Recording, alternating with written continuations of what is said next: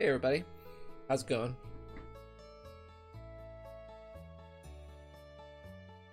How's it going, Jefferson Bureau, Oblivion? How are you guys? We're girls, I guess. Guys is just kind of like a neutral, a neutral thing for me.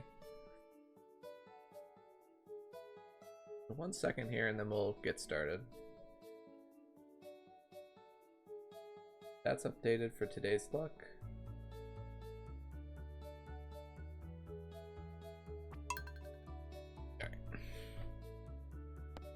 We're chugging along here. 17 days remaining. We're chugging along. Are you guys getting excited? I know I am.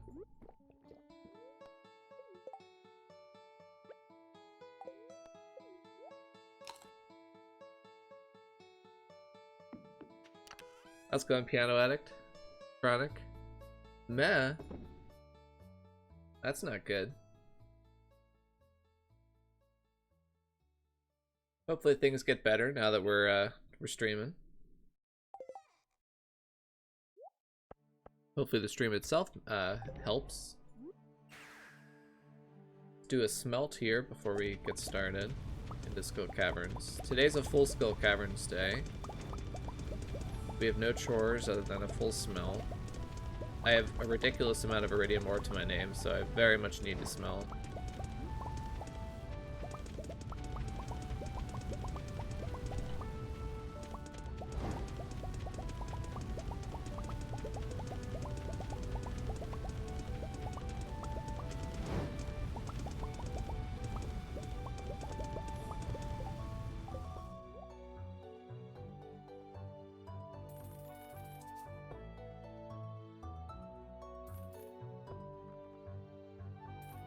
Get a rock candy as we can.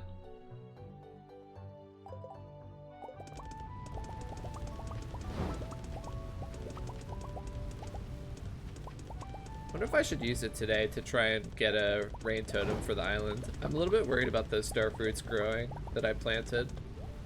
Like, I planted those star fruits assuming that I would get the required amount of rain at some point, but it's only rained one time since I planted them 5 days ago.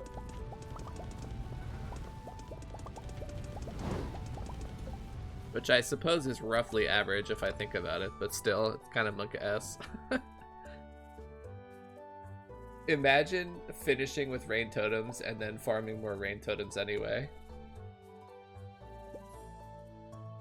That would be a huge fail.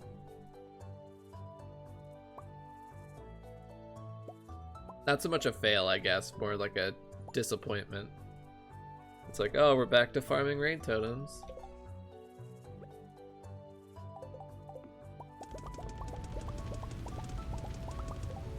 I've decided to start practicing animation canceling by straight up pressing R Shift Delete. Really?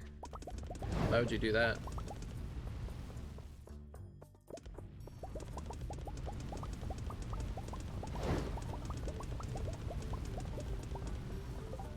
I'm sorry to hear you're having a panic attack, Chronic.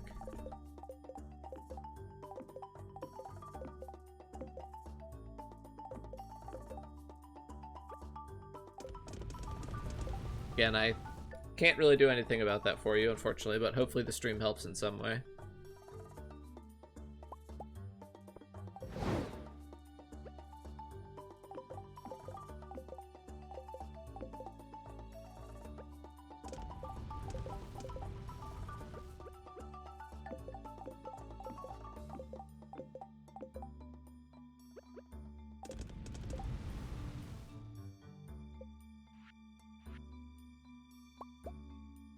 Guess we'll just make all of these. That's all the copper I have. Rebinding keys is cheating?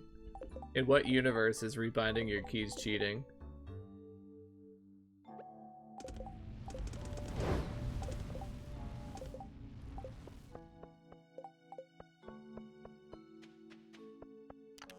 That's like a common occurrence in basically every game that allows it, rebinding keys to make them work better for you.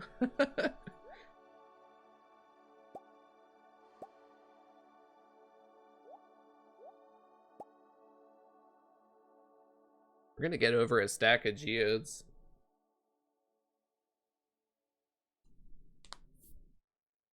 Charging battery. Queen2455, thank you for that tier 1 sub for 2 months. I appreciate that continued support of the stream. Enjoy your badges and emotes, and welcome back into the Parliament. A parliament is a grouping of owls, according to ancient traditions. A herd of wildebeest, though, is called a confusion. So we're not confused. We're the parliament. We're quite regal.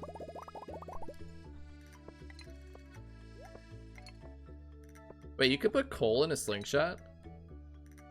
I don't think I knew that. That's some expensive ammo. That ironically, that coal is more expensive than the explosive ammo.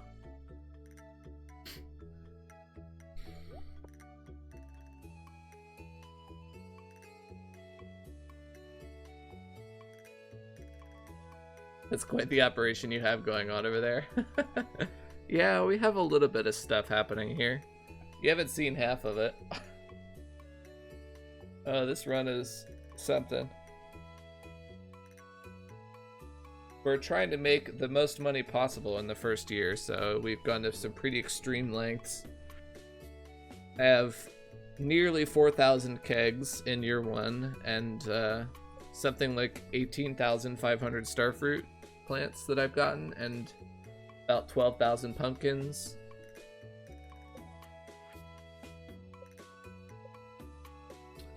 I didn't see how many prizzies you've gotten.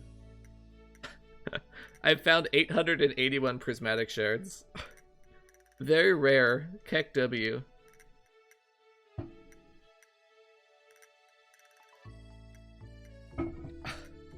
$881. Alright, let's do Skull Caverns. Do I use this rock candy? No, probably not, right? That's kind of a waste. We'll use it on a bad luck day. The other reason I was contemplating using it was to try and get more rain totems today, but that's just so, like, ugh. I can't bring myself to do it.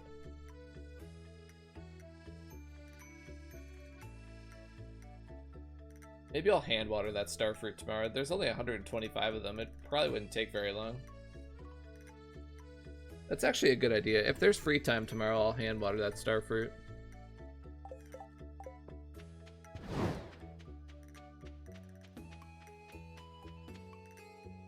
MS Jones, with that gifted tier 1 sub to Claire17.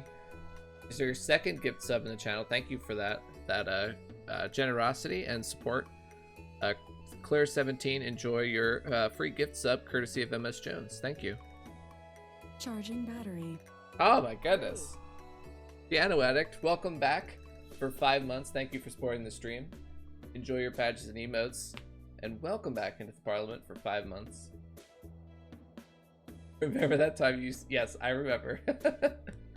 I remember wasting 3 rain totems because I felt like it, and then I immediately regretted it. But since we're doing a no reset run, Kappa, I had to reset. I had to keep it because I couldn't reset. JK. It's a good thing you didn't fire off a bunch of raid totems just for spite. Yeah, that would have been wasteful. That would have been really wasteful.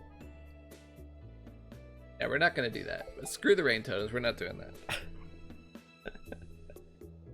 Alright, am I good to go here? I think so, right? Yeah, as per usual, we're going to look for our good drop shafts here. Oh, I got to switch to Spicy Eel. We're going to be mostly laddering.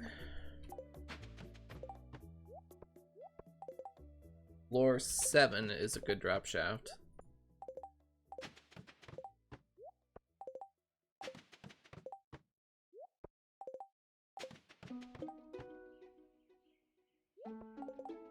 We'll try to get that one. I do a couple of extra pauses just to try and oh, there it is right there. Nice. So what I'm using a spreadsheet that I have here to track how much each drop shaft will go. So all I know is that if I get a drop shaft on floor 7 today, it will go 11 floors. I don't have any way of knowing that I will get a drop shaft here. That was a lucky, basically a 20%er.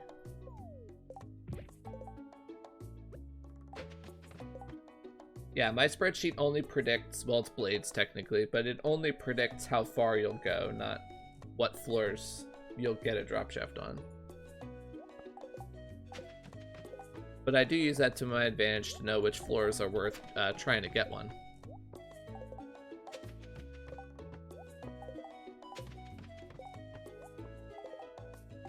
You had me at spreadsheets. Well, we have a lot more of those.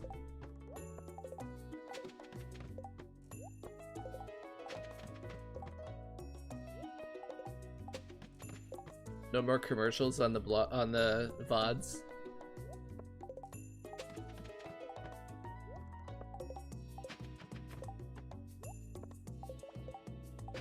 I don't know if subscribing actually fixes that or not. I don't actually know. It might. Obviously, subscribing gets you no ads on stream itself, but I don't know about the VODs. So floor 65 is the next time I really want to try and get a drop shaft. Basically anything 11 or greater is what I go for.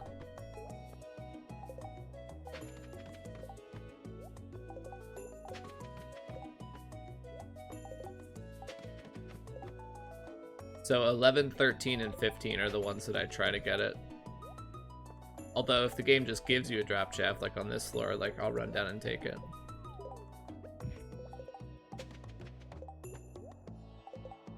I'm still mostly relying on ladders at this point in the run.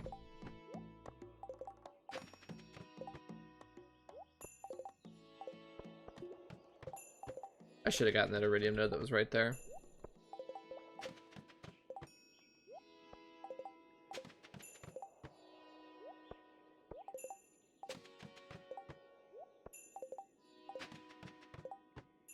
Yep, we're going for iridium ore today. I smelt it, and then I can sell it for money, for gold. I basically treat iridium bars like currency. With the blacksmith's perk, which is under the mining tree, it makes your metal bars worth 50% more. So a iridium bar sells for 1,500 G as opposed to normally only 1,000. So it's highly profitable to come here and get iridium and then smelt it and sell it. Okay, this floor technically has a good drop shaft on it, so we'll see. It's also just like decent iridium.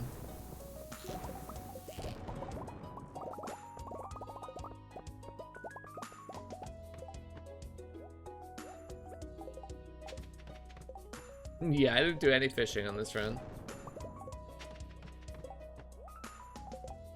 Okay, another free drop shaft.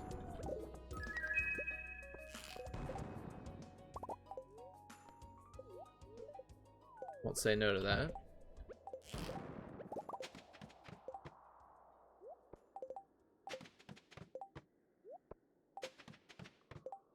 Yeah, since the bars sell at 1,500 G each, since I can easily get, well, not easily, but I can routinely get over 2,000 iridium ore in a single day.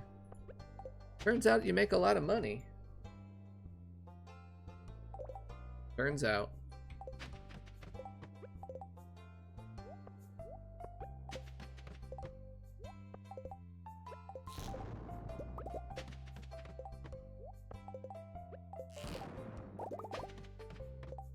Now, we didn't start out this good because it takes a while to get the infrastructure needed to... Is animation canceling not turned on right now? Why can't I delete that item by pressing animation cancel?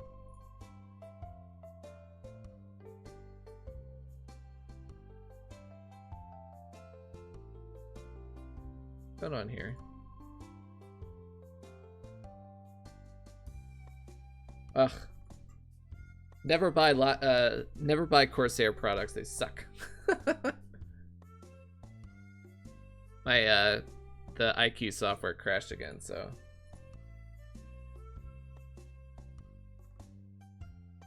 Alright, there we go. That's my anti-sponsorship.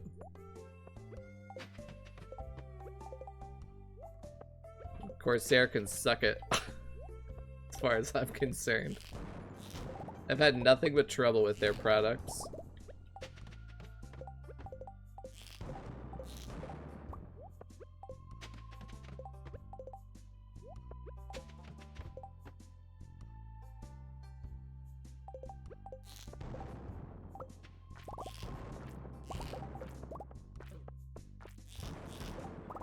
Swiss cheese floor. Ooh, could have died there. I wasn't watching my health.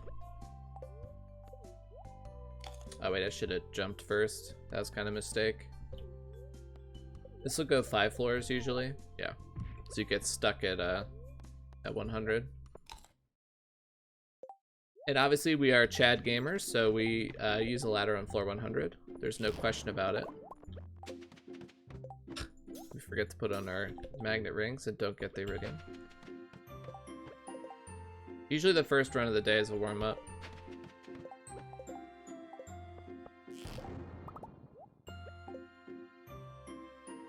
Okay, go down, please.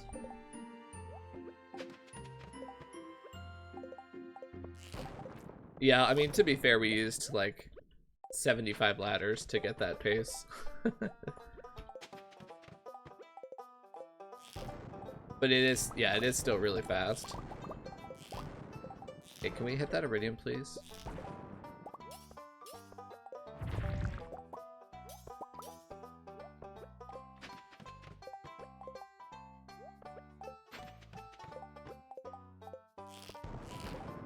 They're both crabs, really. Alright, well, we're leaving. The crabs get to live another day.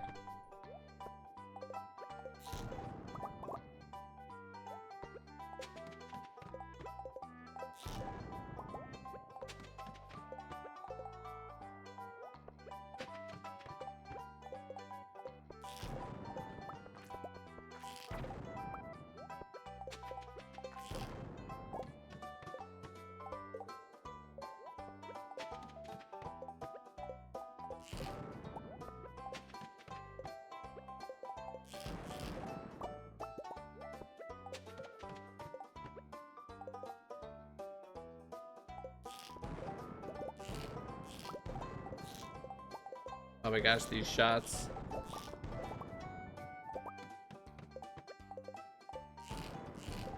Just missing left and right.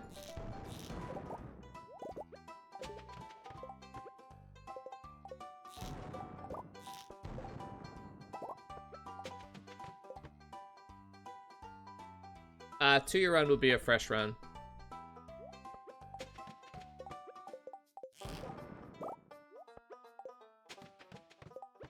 It's gonna be fairly different strategy choices, so it makes sense to do a brand new run.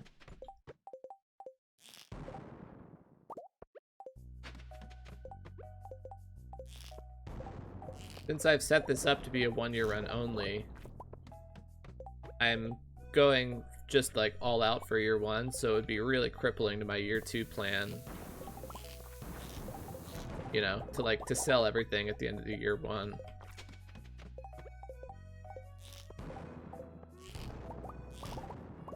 And the best strategy to go for in year 2 is ancient fruit, and I'm not at all set up for ancient fruit. Like, I don't have any ancient seeds or anything like that to get a full farm full of ancient fruit.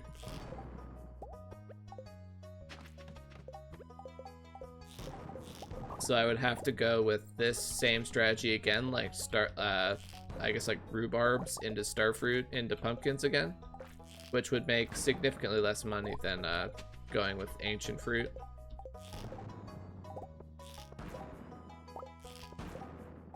Hence, I would want to, you know, start a new run.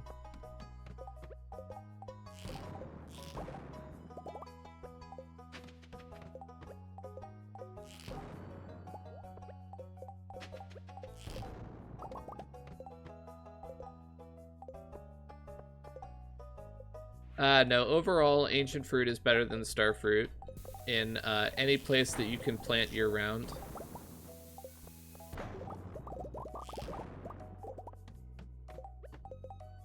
When you look at a year, like, so in a just in a straight up head-to-head, like, yeah, starfruit's better than ancient fruit, but that's assuming that you can plant starfruit all year round, which is only possible on in the greenhouse and the island.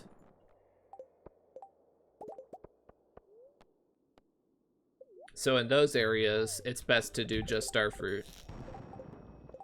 But on the main farm, where you can obviously only do starfruit in summer,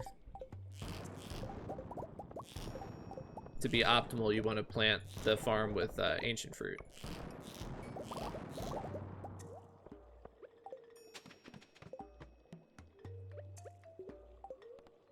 Which you can actually do quite a bit of ancient fruit in year one. That's kind of a misconception. I should be able to get at least 1,500 ancient fruit plants in year one, planted in summer. This is a bad bomb. I don't know why I bombed this. That was a waste.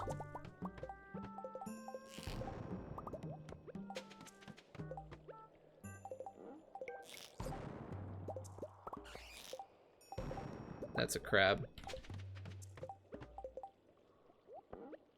I don't need gold clumps.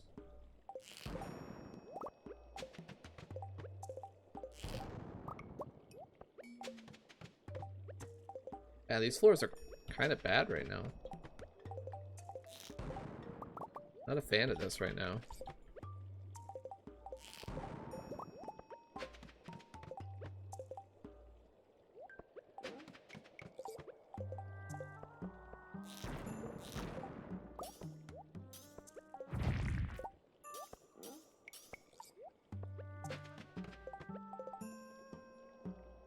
Why don't these floors have any iridium?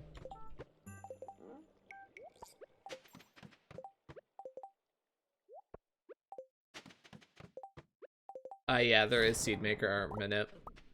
That's what I would abuse to get ancient seeds in year one.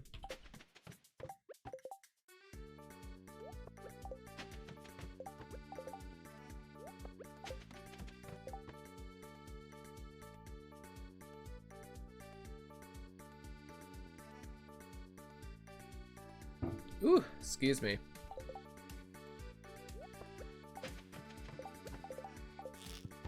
Well, I mean, sometimes the floor 160 is barren. Sometimes you get decent iridium.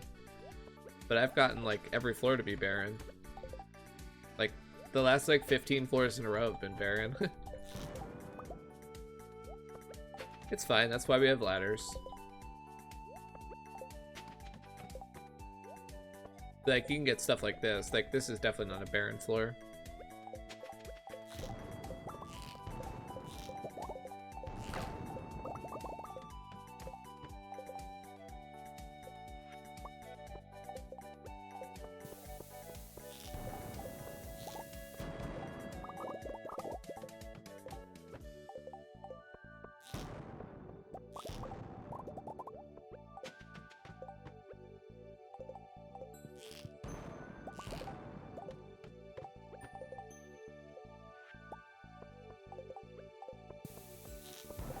Yeah, in the old days, we have to buy stone if we wanted ladders. Random lucky ring. Haven't got one of those in a while.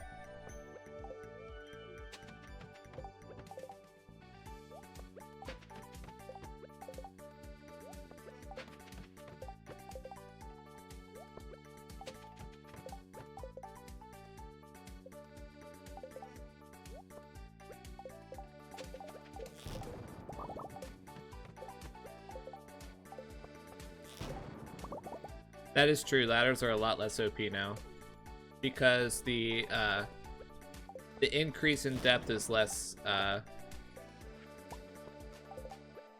like impactful, I guess is the word. It's still impactful, but it's a lot less.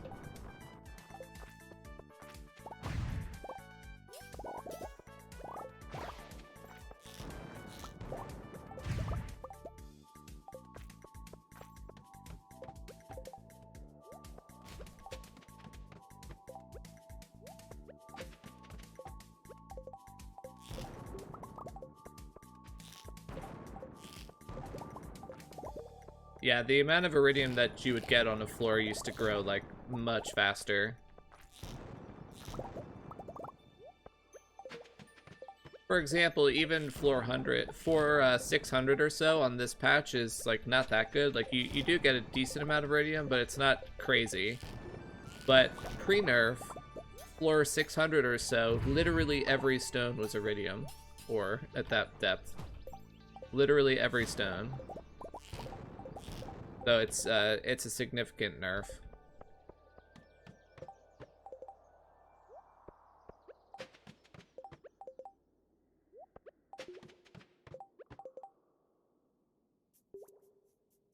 This floor looks sort of tempting just because of the jade and the iridium, but I think I'm gonna skip it.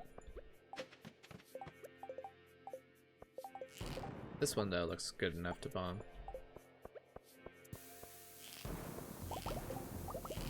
Streamer, your health!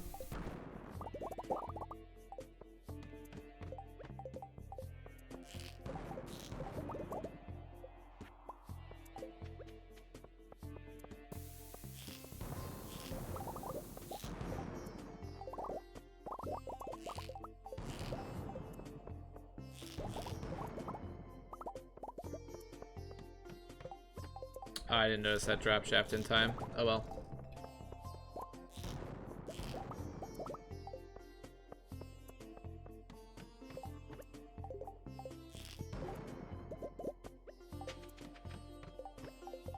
I don't think I have any screenshots of what old iridium floors used to look like, but yeah, it's a lot different now.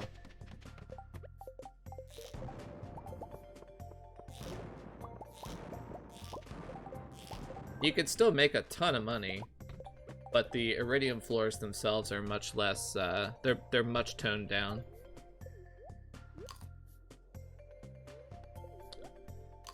Congrats on your vaccine.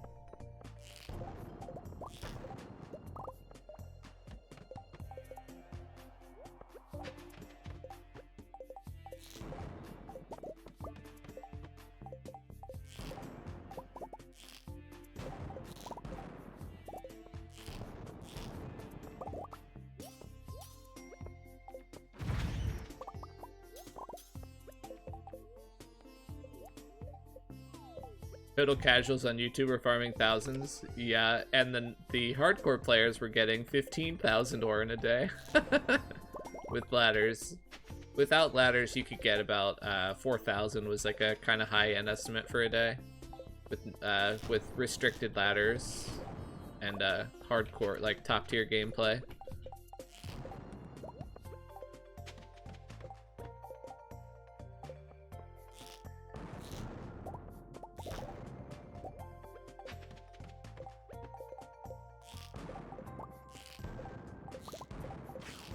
I really can't hit that, can I? I gotta do it that way.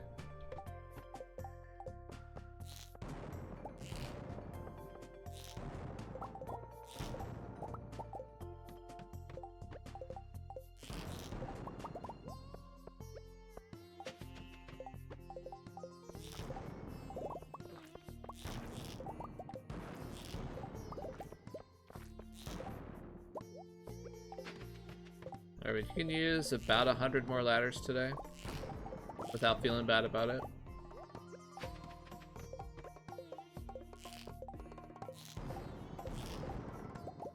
More than 100 more and I'm gonna be starting to feel like I'm impacting next run.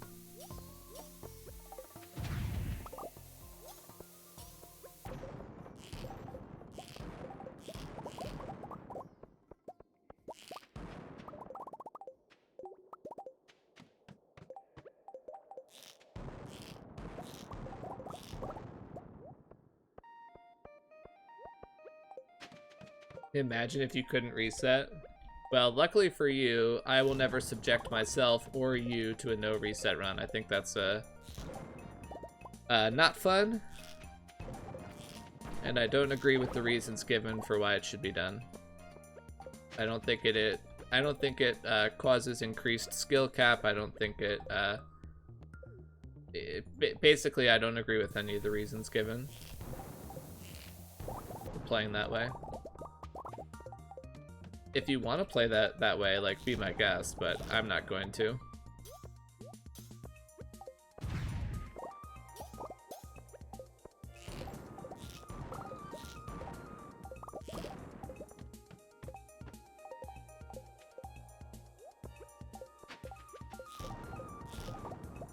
Remove what? The ability to reset days?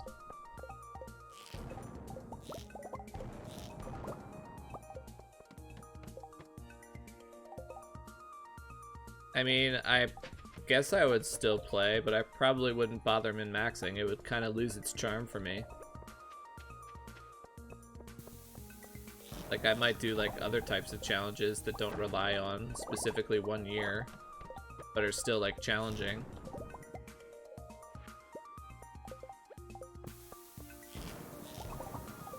But I don't, honestly, I think that's kind of like a moot hypothetical, because, like, that would require completely changing the way that the entire game is written, like the entire game code.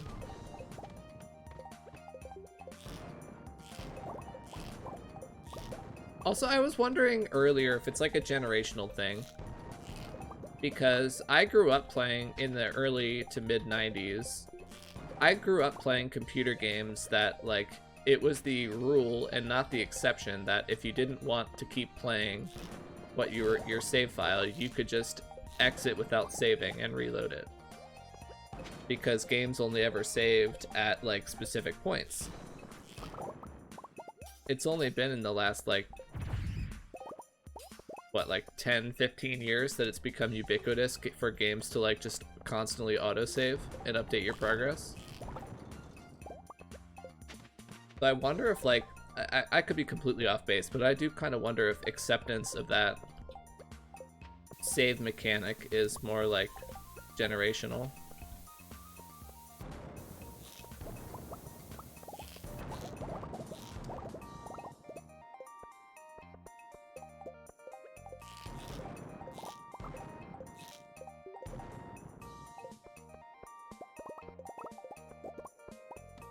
Like, to me, the idea that you can exit to title and start over if you don't like the way it's going is, like, very natural to me. Because, like I said, that's how basically every game was for, you know, most of my childhood. But, like, younger gamers that don't have as much, like, memory of that type of game might be, like, weirded out by the idea of getting to replay things. More obligatory iridium sprinklers. I think the last, like, 4 consecutive Skull Caverns runs have had iridium sprinklers.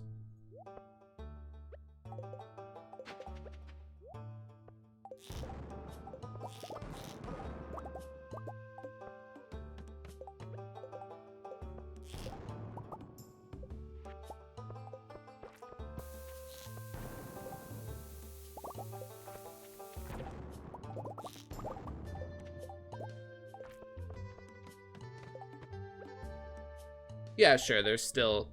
sure, there's definitely... there were exceptions then. For sure, like, yeah. But by and large, back then, games only saved at specific times. And, I mean, a lot of the times the player could control when they got to save their game. For better and for worse. If you forgot to save because you were really into it and then something bad happened, then you were just kind of up a creek.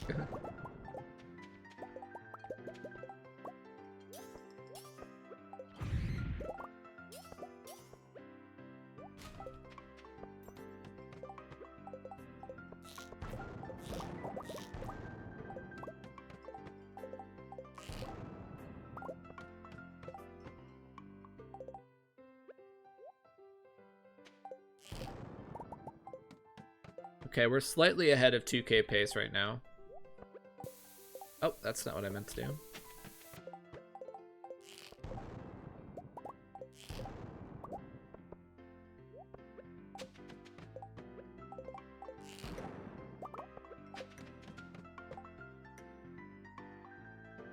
The amount of time I reset levels on Tony Hawk Pro Skater 2 to get the perfect run. Oh, I remember playing those skating games. Yeah, you would have to reset those games constantly. Mom, I can't come up right now. I'm not at a safe spot. Mom, I'm gonna lose my progress. I remember that fondly. And like, inevitably your mom doesn't understand that, you know, and she just wants you to turn it off and come up right away. She doesn't understand that you're not at a safe spot.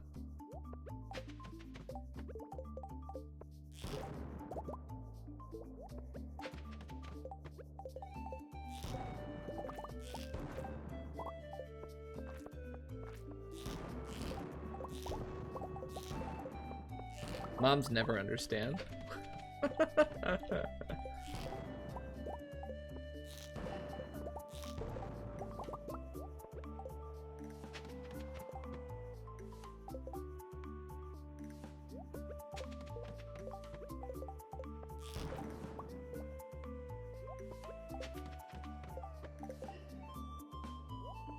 All that's to say is that the idea of day resetting is like completely normal to me, and I struggle to understand the reasoning of why people want to disallow that as like a mechanic that's used. It's like, it's a fundamental part of the way the game is saved, to be able to replay days.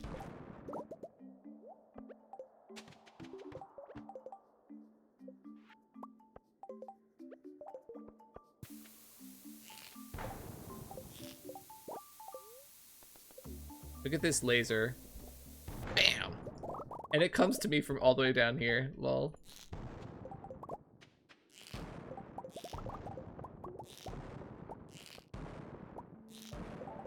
That's some really impressive gameplay if you ignore the fact that I missed the first time I tried to do that.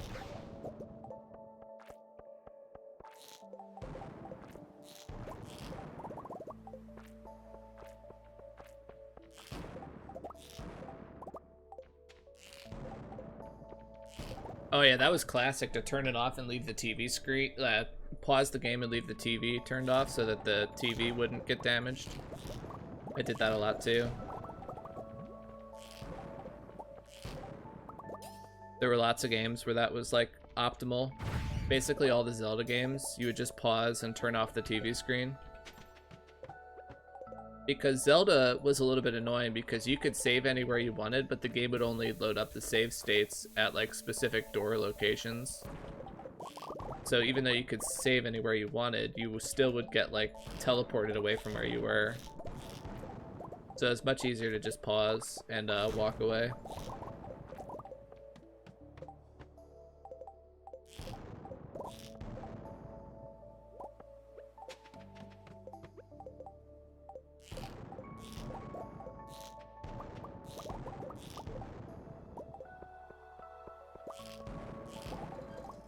Those were the days, right, when they had the technology to let you save wherever, but not the technology to pinpoint where your character was, so it would just put you at a preset spot.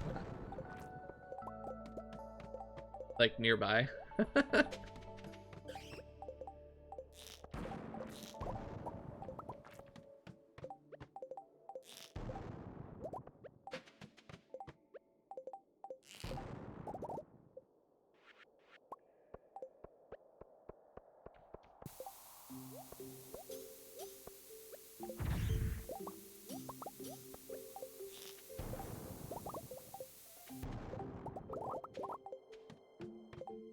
That's not technology. Whatever.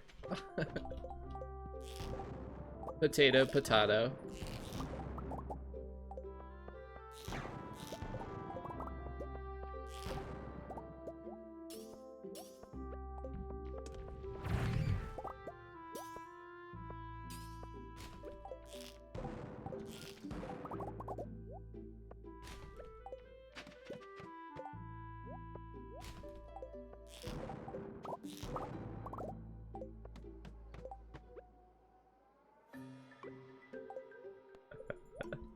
No, it isn't potato, potato.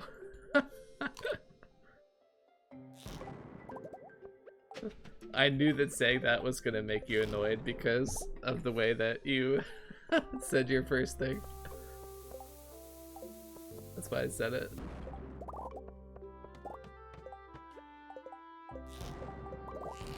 Potato, potato. I don't know, I think the whole thing's potato, potato. Tomato, tomato.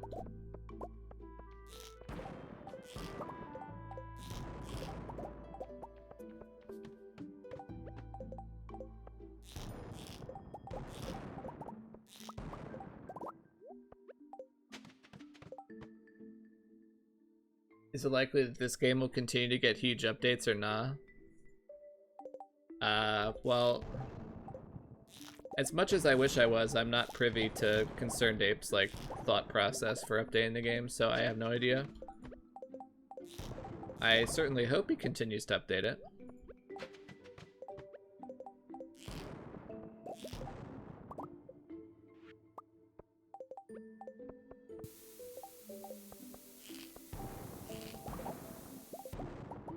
I just took damage for that bomb, really? I was like 20 tiles away.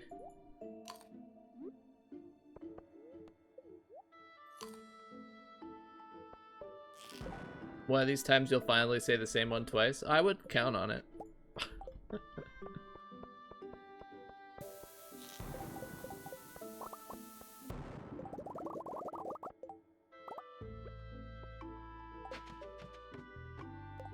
Game, please. Hello?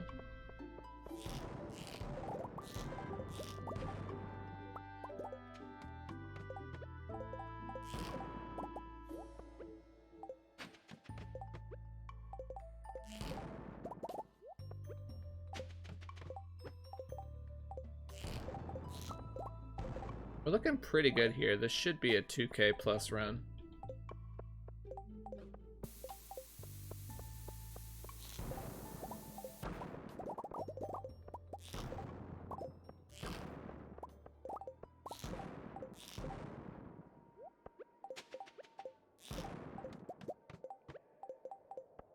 The last time I did Skull Caverns this way was the 40 mil run back on the last patch, and I mean, I know that the magnet rings make a big difference, having quad magnetism. I know that's making a big difference.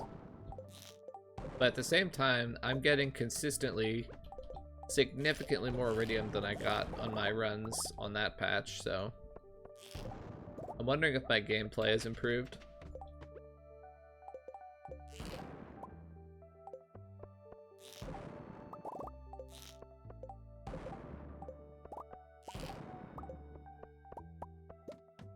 Need to break the habit of walking towards drops.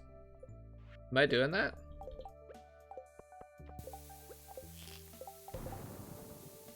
I didn't think I was doing that. If I am, I'll try to keep alert of that, obviously.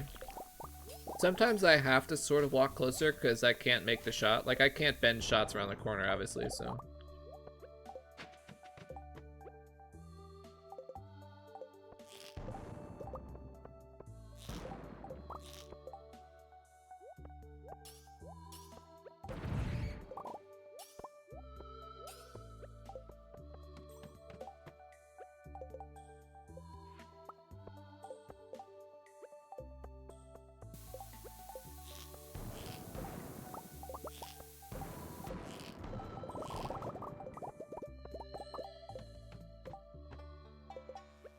Also, a lot of the times it is like I feel like I need to get closer because I don't think I, like, subconsciously I don't think I can make the shot, so if I run a little bit closer it'll be easier to hit the shot.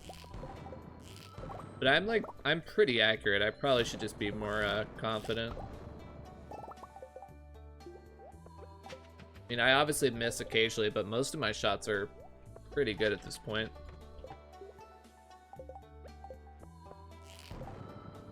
But like in that case, I had to move a little bit so I could actually hit the angle.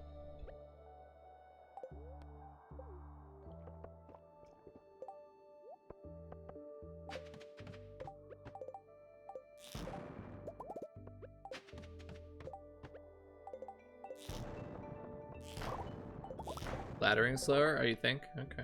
Maybe I'm better at laddering now too. That's definitely possible. Or it could just be that the magnet rings are just wildly OP.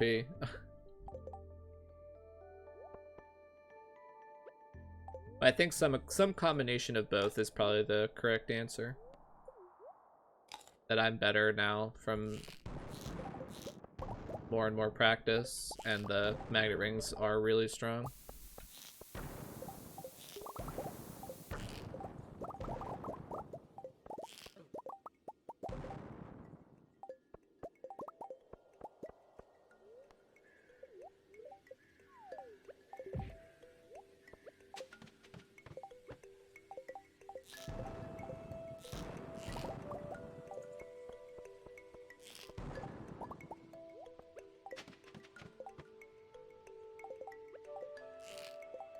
Yeah, I would never go down to a single magnet ring.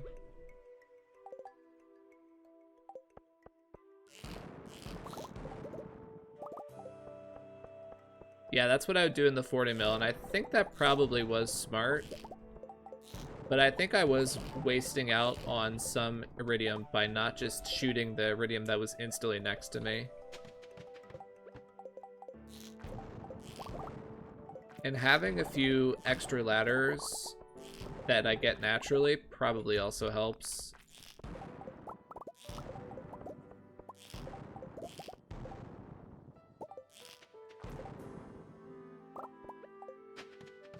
Like, now I am still mostly just laddering straight to 100, so I don't know what's right. What I do know is that we still need a lot more iteration to, like, truly refine this endgame skill caverns. It's kind of the Wild West still.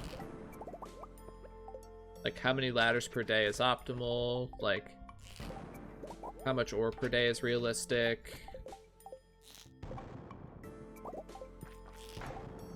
Like, what quality of floor you should go for. Like, we have it pretty much down to a science for the early game. Like, we know exactly how much ore we're expecting, and we know which floors are good, and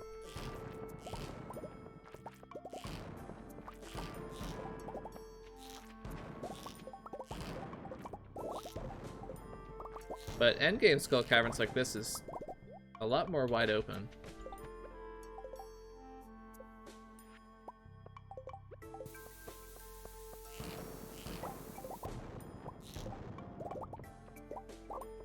There's infinitely more decision making to make because you can choose to leave a floor at any time with this strategy with the ladder. You can just leave whenever. Whereas you are kind of restrained by, like, finding the ladder on the floor when you don't go in with ladders.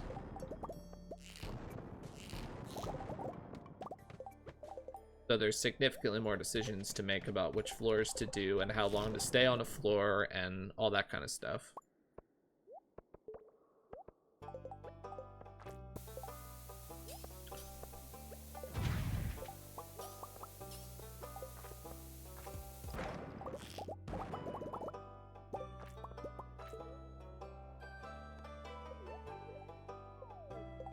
Slightly faster, more accurate, adds up a lot in the long run. Sure, yeah, I agree.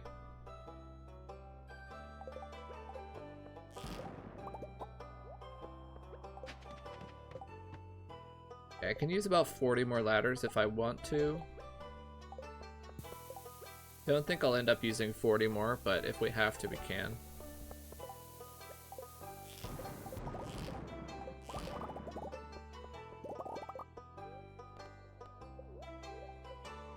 It's just exclamation point ring.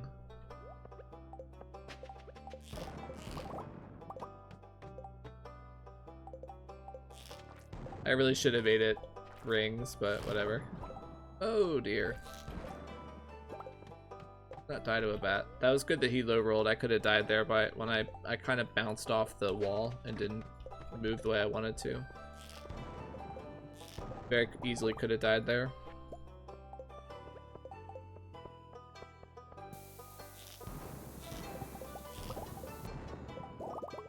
Kind of lucky I didn't.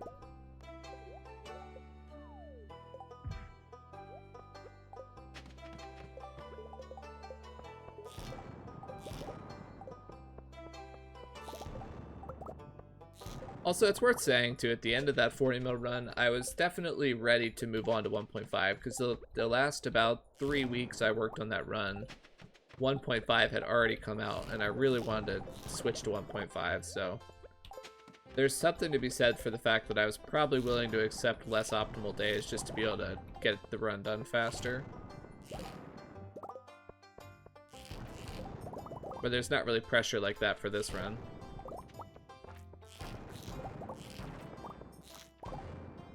Like, the only pressure I feel right now is just to make the run as good as possible.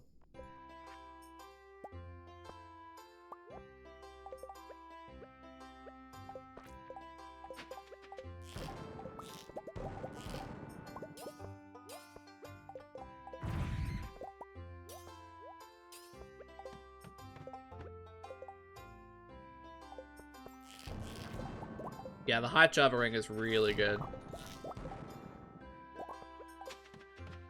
It saved me hundreds of thousands of gold at this point.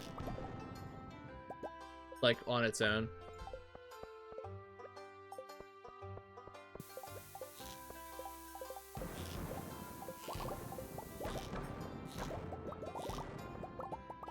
I've settled on what I believe to be an optimal monster ring setup. This setup is exactly what I'll use for my next run.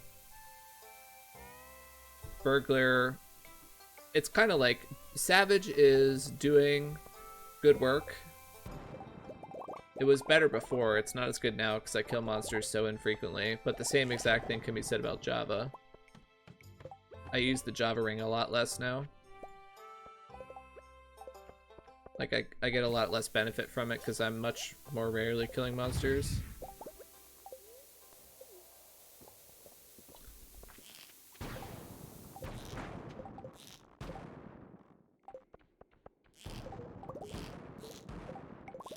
But early game, the monster killing rings are highly useful.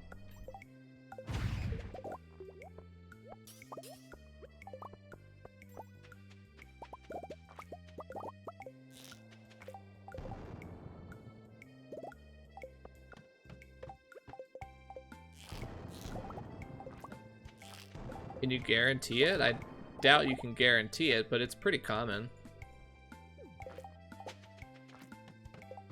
I got it without much trouble. I didn't, like, check for it ahead of time, and I got it with very little trouble. It's, as far as I can tell, it's fairly common.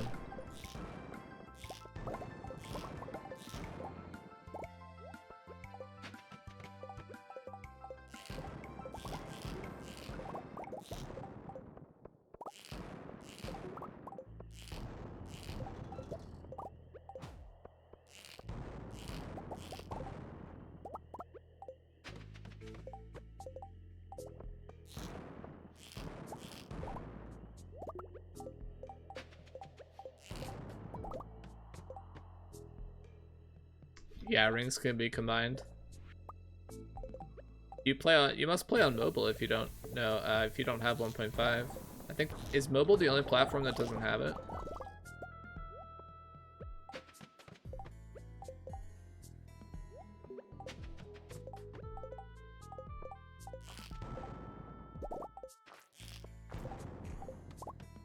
I don't use Iridium Band. It doesn't factor into my plans at all because, basically the only time that the Iridium Band would provide an improved effect from what I already have from the glowstone and the magnetism is when I'm killing monsters to give more attack damage. But when I'm killing monsters, I have these rings equipped. I don't have the Iridium Bands equipped.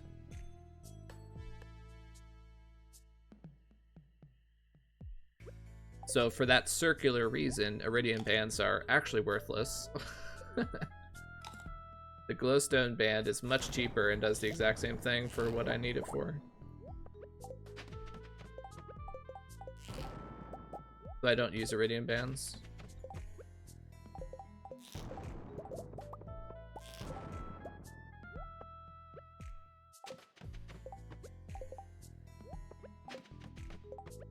Right, I rely on the hammer combo mostly for my damage to monsters, and attack damage does not increase that. There's separate lines in the code.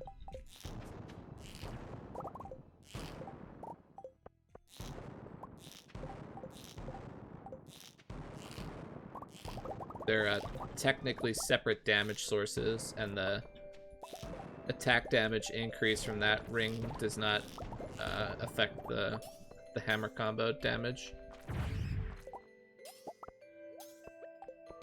Which is also the same reason that the hammer combo cannot crit.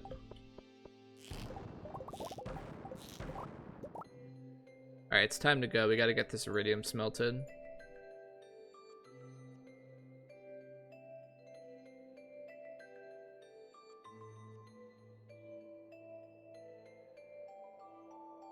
Yeah, if the glowstone ring wasn't in the game, sure, I would use iridium bands, but the glowstone ring, like I said, it does the same thing and it's much cheaper. Yeah, I would use iridium bands if there was no glowstone band. Yeah, pretty good iridium pace considering we didn't start till 8 a.m.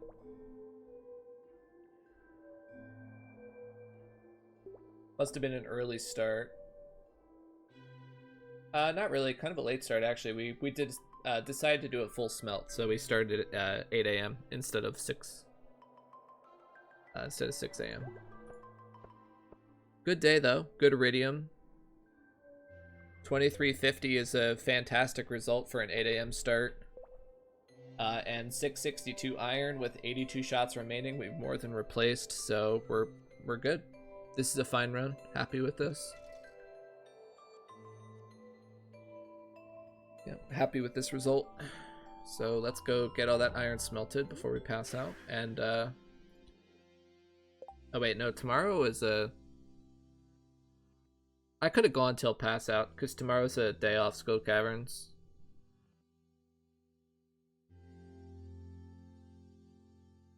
Let's go ahead and do the iron anyway, just in case we don't have enough time to do smelting. We have a lot of chores to do tomorrow. We have to load 1,500 kegs with pumpkins, and then we need to also do the starfruit on the island and the greenhouse.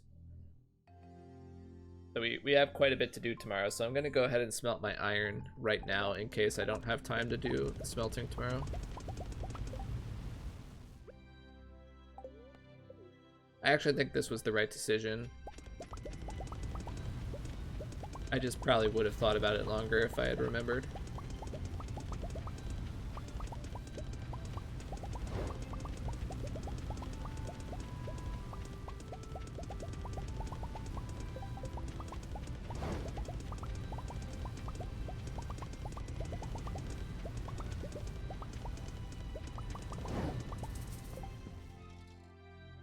By the way, we're pretty consistently outperforming my expectations for daily iridium, so my 82 mil estimate's going to probably be out the window. I think it's going to be a good bit higher than that.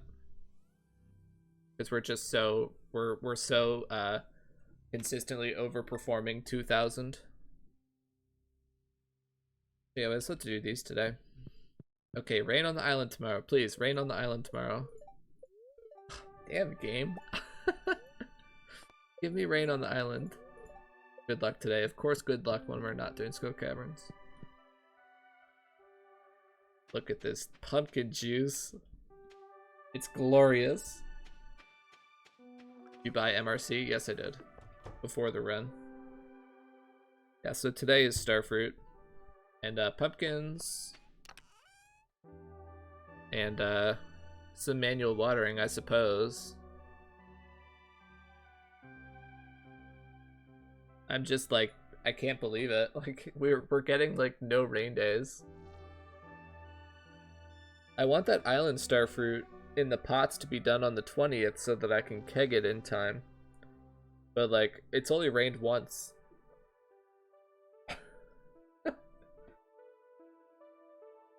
Yeah, today is very busy. It'll take about 3 to 4 hours to do all the starfruit on the island. 1,500 kegs, in theory, should take about 8 hours. The manual watering of the starfruit pots will take probably about an hour as well. So, in theory, we should have plenty of time for this day, plus time to smelt.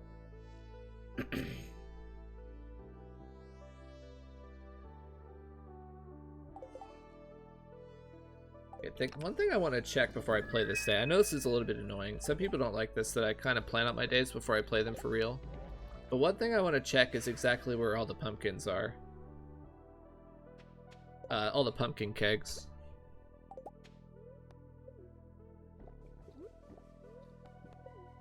How would they finish it all? Well, I still have 8 days left before I want to harvest them. That I popped a rain totem when I planted them and they got a natural rain day, so that's 2 out of 8. I'm gonna water them by hand today, so that's 3 out of 8. So in theory, out of the next 8 days, I would like to get 5 rain, but that's not gonna happen, so we'll see.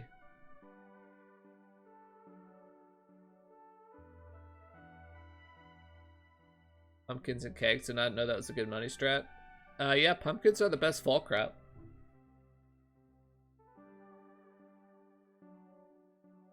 They blow cranberries out of the water.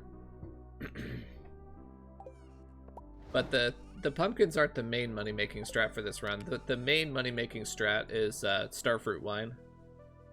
But the pumpkins are a natural extension of that, so we have the whole farm planted with starfruit in the summer, so we plant with pumpkins in the fall, and then since we already have kegs for starfruit, we just use the kegs again for the pumpkins, and it's just this nice, perfect little setup.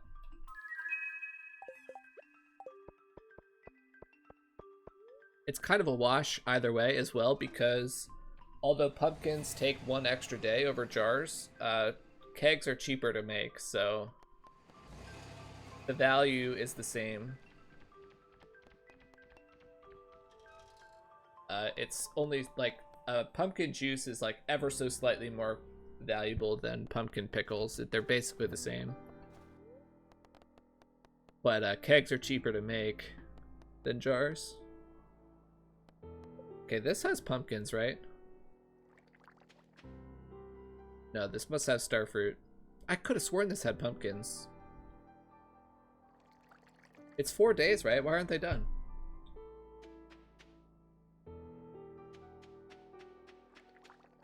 Maybe it's just like a little bit later in the day they'll be done.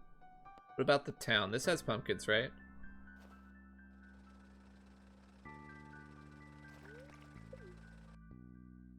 Also, I think the backwoods has pumpkins.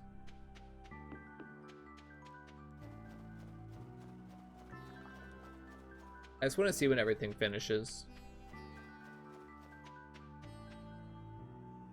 Yeah, this area is done, and I know the farm's done, so it just must be timing. Like the town must be finishing up around now.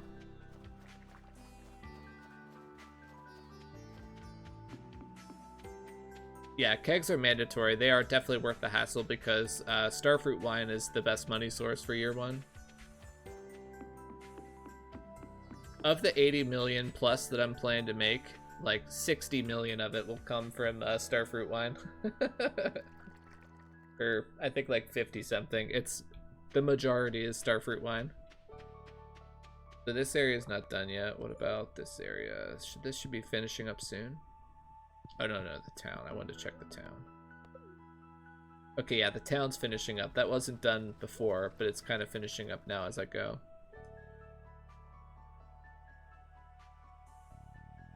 Yeah, there's another Mystic Stone. That's actually pretty rare, right? I mean, I just broke a Mystic Stone the other day. Alright, so this area is finishing up as well. You stay away, Shane. You stay away.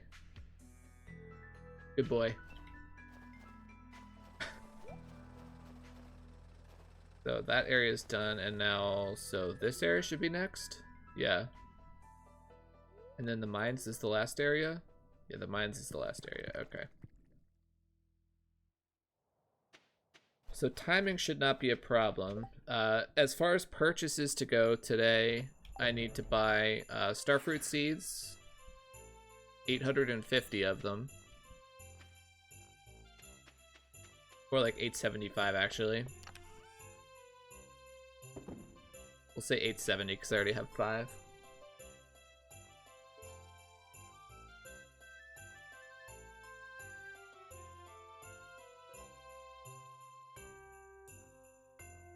Do I take a gamble on an early morning iridium smelt?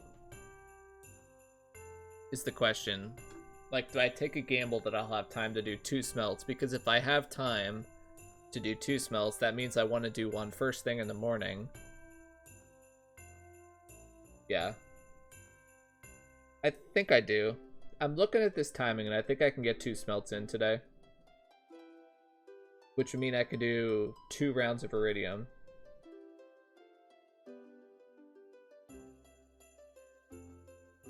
I'm thinking I can get it all done, including the manual watering.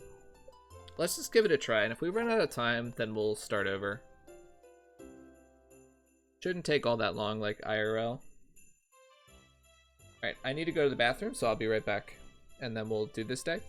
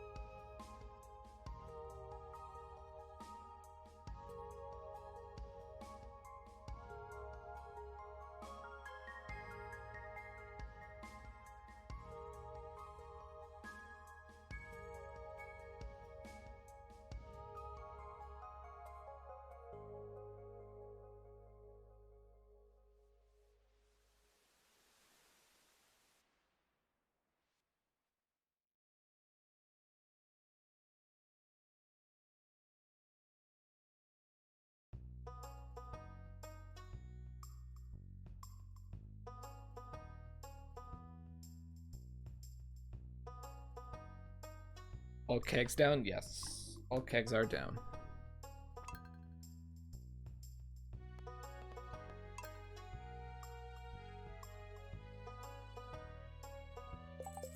Ugh. I've been oh, we have to do this too. Okay, I don't know if 2 smelts is possible. Okay, I'm gonna take the bet that only 1 smelt's possible today. That's gonna be my bet. And I want to eat spicy eel because then I have a chance for extra starfruit.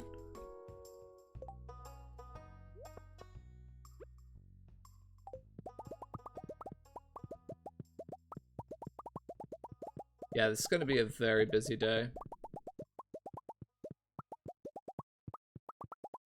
It's good though, we want our days to be busy, we don't want to be bored. If we're not going to go to Skull Caverns on a day, we want our day to be completely jam-packed to make it worth doing.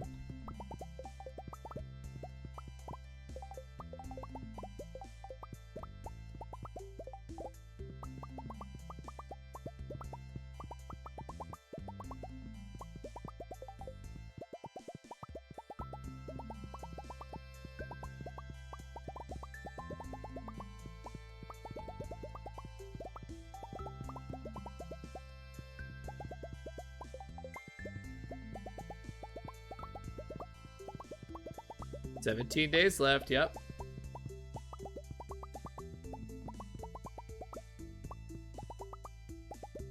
I'm excited to see that final money number. I know you guys are too. This has been a long labor of love.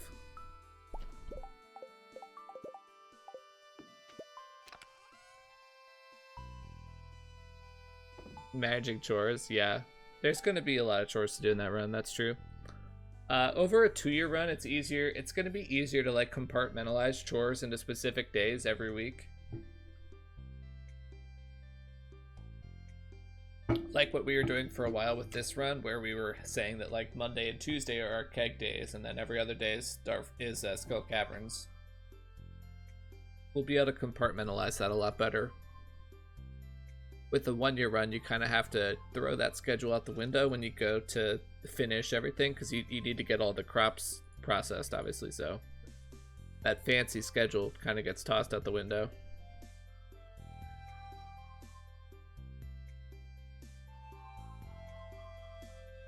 I do want to make a beach totem.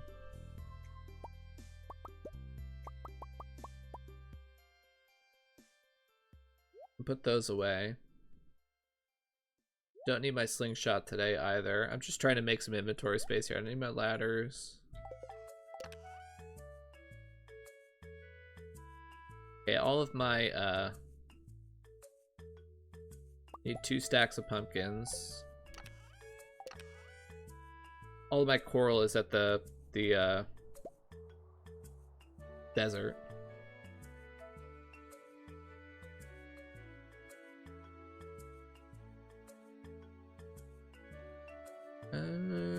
Alright.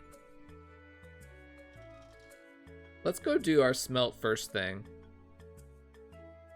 Since we need stuff from the desert anyway, and we need to, you know, relieve our inventory a little bit. You ever used a mountain totem? No, I can't say I've ever used a mountain totem for any reason.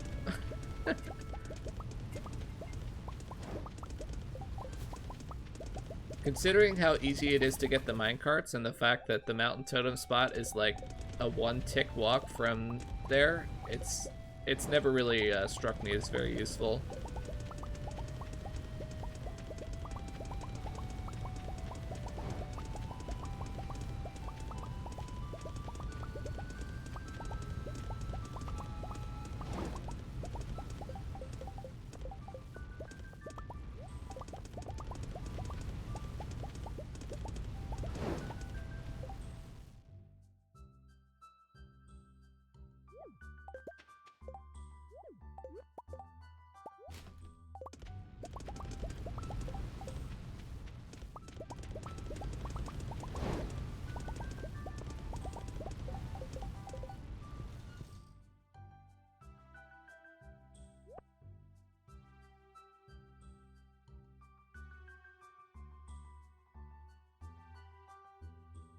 I've determined this is the best stream to watch while playing Truck Simulator, so thank you, Cord. Well, you're welcome.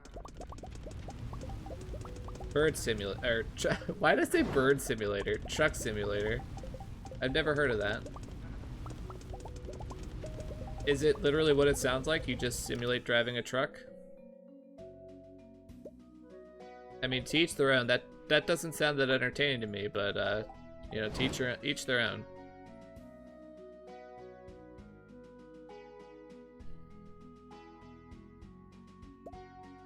Wow, we're like well over a stack of bars, lol. How much money do I need today? I didn't even calculate. I'm gonna buy another stack of coal, I think. We're down to our last stack already. Yeah, I'm definitely gonna buy another stack of coal.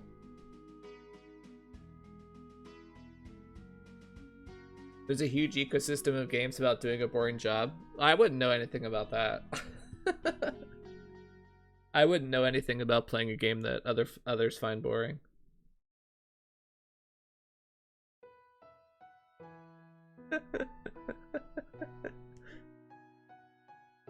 Watering can needed? Yeah, I do need my watering can. I'm gonna go back to the farm though to load pumpkins, so it should be okay.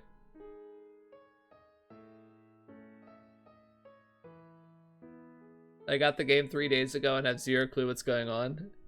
That's understandable, Connor. That's cool that you got the game though. It's a super fun game. I highly recommend it.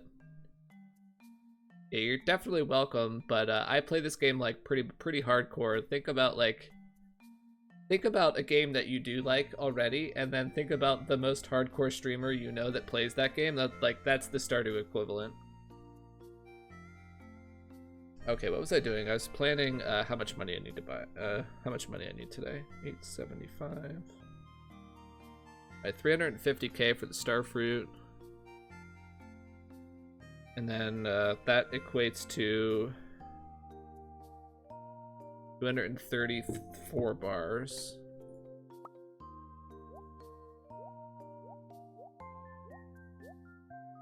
And then we need another solid 100 bars. We could just buy 2 stacks of coal, why not? I always say, like, why not? Because we're gonna use it. Yeah, we'll just buy 2 stacks of coal. We'll bring these bars as well, and then 5 more.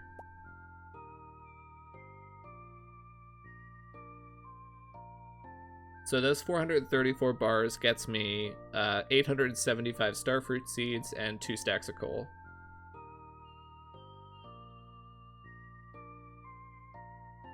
And let's put away all this stuff. What? I do that every time. I like get myself all sorted with what I want, and then I press organize. So dumb. I'm actually so dumb sometimes.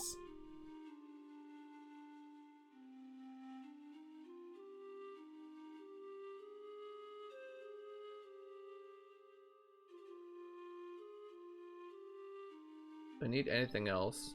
Don't need my prismatics.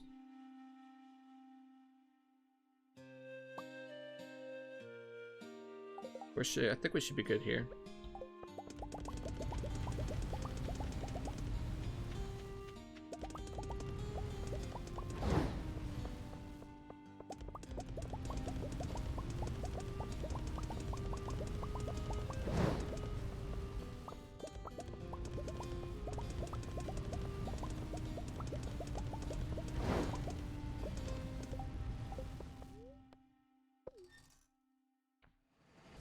Hamish says moo. Moo to Hamish.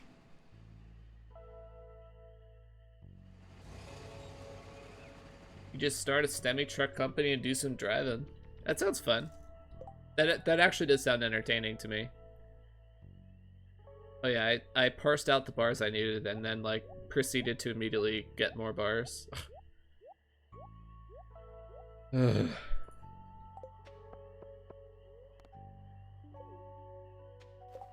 I don't think anyone will ever accuse me of being too smart at this game. It's the streamer effect. Streaming takes like a significant portion of your attention, so you are automatically worse at the game you're playing. if you're paying attention to your stream.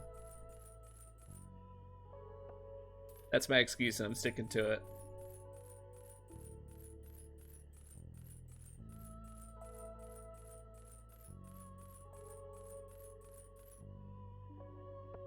That's plenty of money for the starfruit seeds.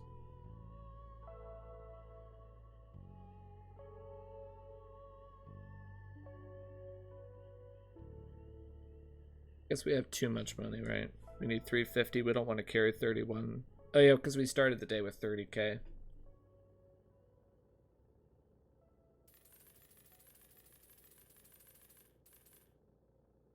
Alright, that's a little better.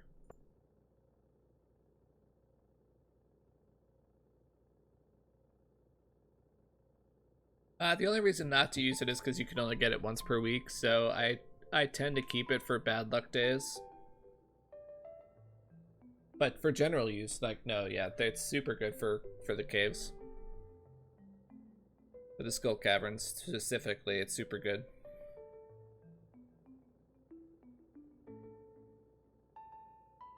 Okay. Let's go do the farm. Let's do the farm kegs, because I need to go back to the farm anyway.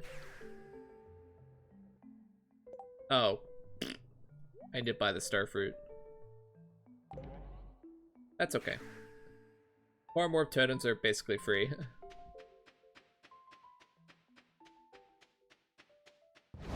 We were going to use a desert totem anyway, and the farm totems are free, so no big deal.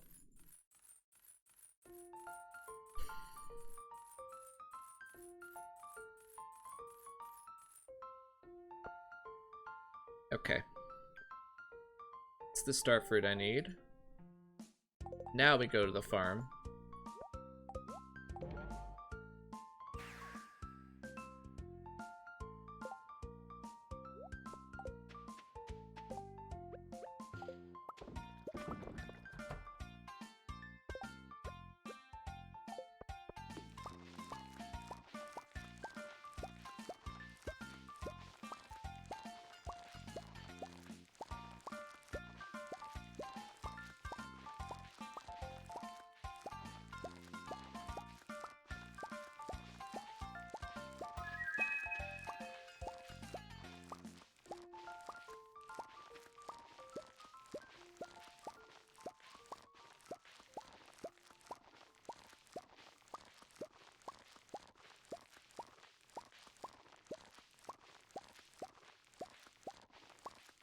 How'd you get so much iridium? I guess you joined right after I finished the last day, right?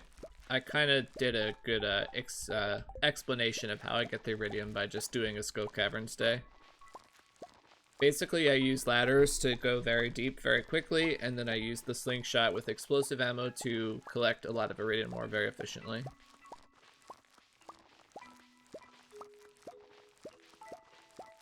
With that full endgame setup, I can routinely get over 2,000 iridium ore in a single day.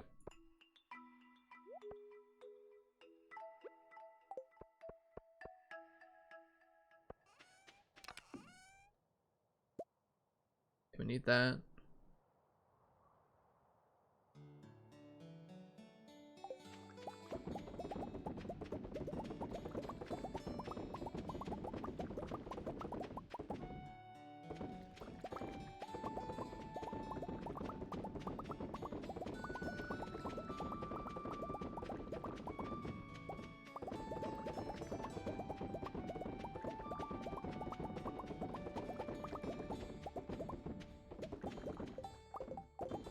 I wish it was allowed to use a macro to make your character swing back and forth like this really quickly, because it makes my fingers really tired after a long, like a full day of kegging, my fingers get so tired.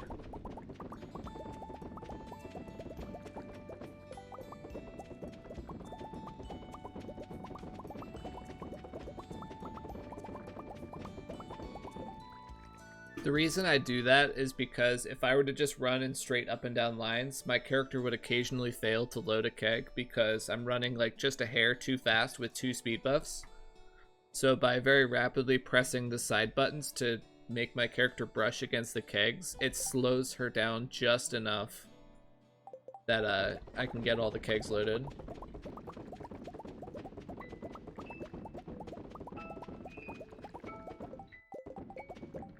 It's hard on my fingers though because I'm pressing as like literally as fast as I can. The left and right arrow keys.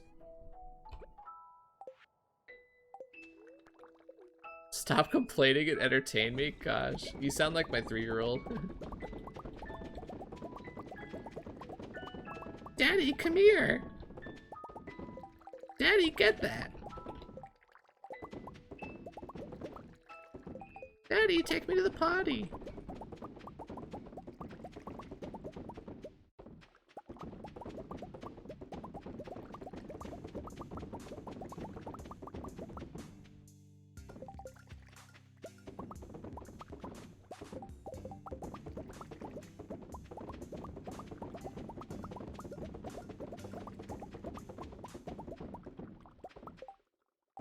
You don't have enough kegs to finish pumpkin? Yeah, sure I do. I did all the math for it already. Can you tell that they're all filled? It's pretty hard to tell. Like, you could see them wiggling and pulsating. So, like, it's hard to tell if you missed one, but I can tell that I got most of them. There might be, like, 1 or 2. I don't actually see any on screen that aren't filled.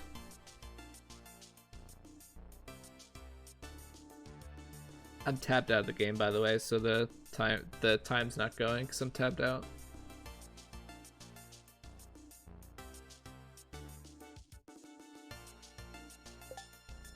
Alright, well that's good. Let's go to the island now. I have my watering can.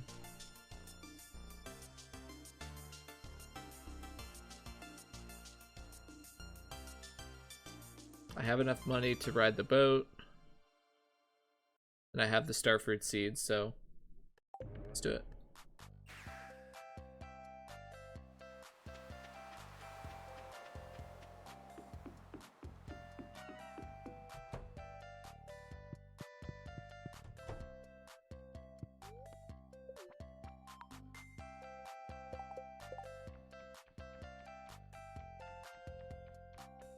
Are you gonna plant 800 starfruits? That's roughly how many spots there are on the island farm.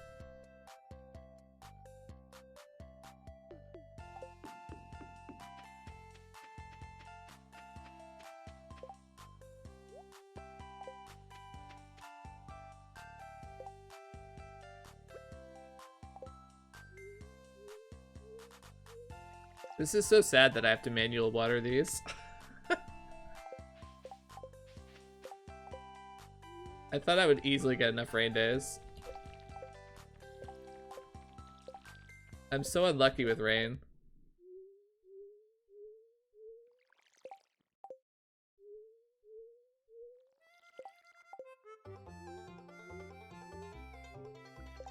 Since there are nice even rows of 3 like this, it's actually not that bad. You could just like water up the row and get the whole thing. It helps that I have an iridium watering can from the having to water the farm.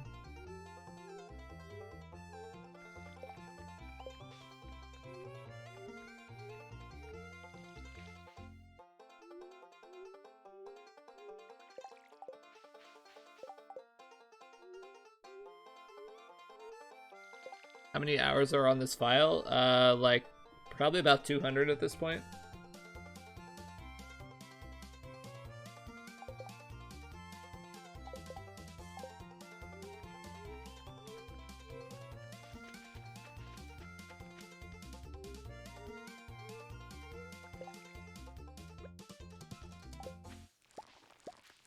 I saw your message, Bovitz. I'm just not sure like what you're like basing that off of, because I have a spreadsheet that I showed on stream yesterday that I have it planned out already that I'll be able to get all the pumpkins done.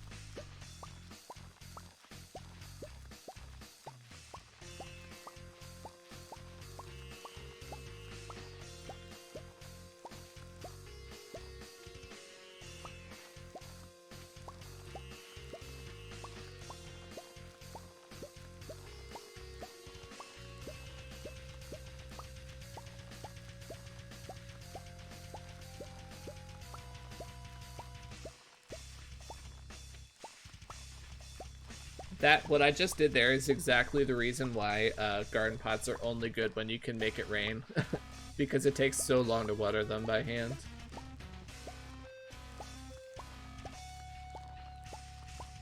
In older versions of this route, people would actually water garden pots by hand to get more starfruit. That was considered better than Skull Caverns. That was before, that was in early 1.4 before ammo was widely back in the meta.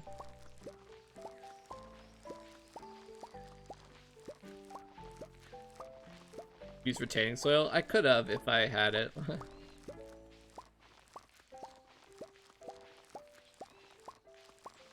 In that specific situation, it might have been good to use retaining soil, but I didn't have access to it. So I went with DSG to make it so I only needed 8 rain days for it to grow. Again, it's kind of a backup strat. Like, I know it's not perfectly optimal.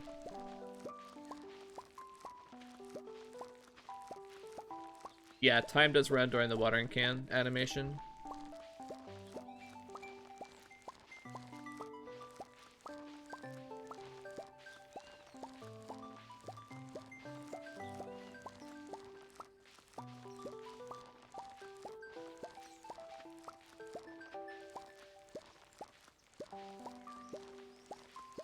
Just open the nut door. Do you have to open the nut door? I thought it was from the island trader. The trading guy is, I thought, how you got that recipe. Which, I mean, it's a moot point. I don't have access to him either, so.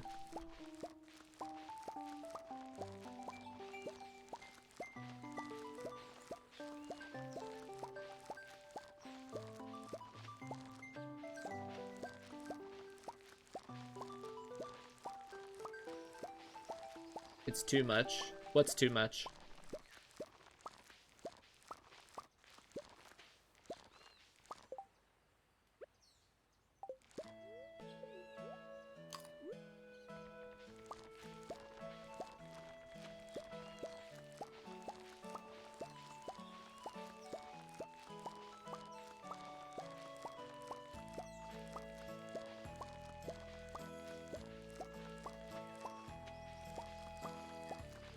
I actually think we're going to be fine on time. It's going to take about another hour to do the starfruit, and then we have half the day to do only 1,000 kegs.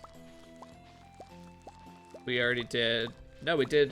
Yeah, we did 500 on the farm, so we need to do another 1,000 kegs. And the 500 kegs only took a few hours, so I actually think we should have plenty of time to get this day done. Might have time for a second smelt, we'll see.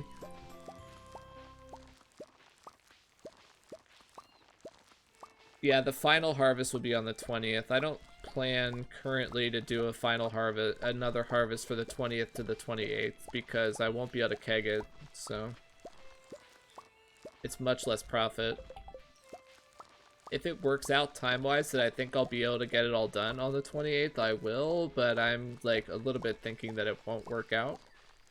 The 28th is always a really busy final day.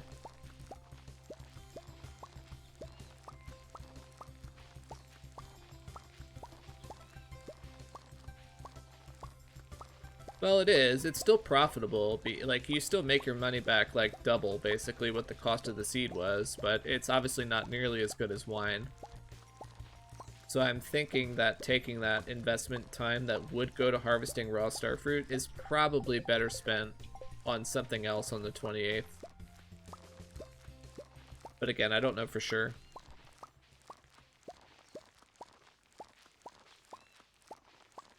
What I plan to do.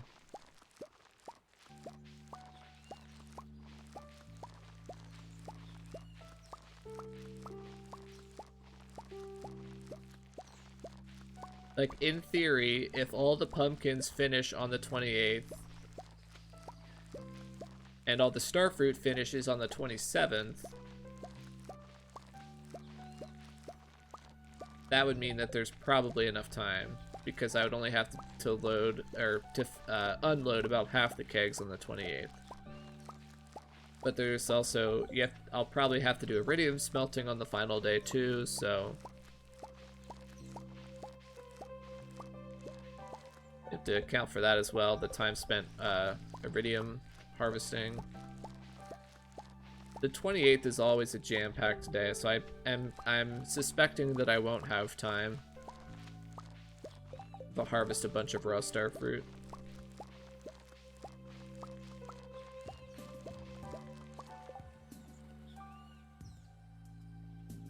No, it ends the morning of spring first year 2. You still get to play the entirety of the 28th of winter, since that's the last day of winter is part of year 1.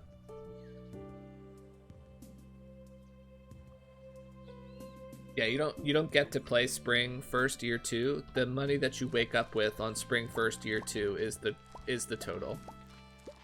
You get to play the entirety of the 28th of winter year 1 because that's the last day of year 1.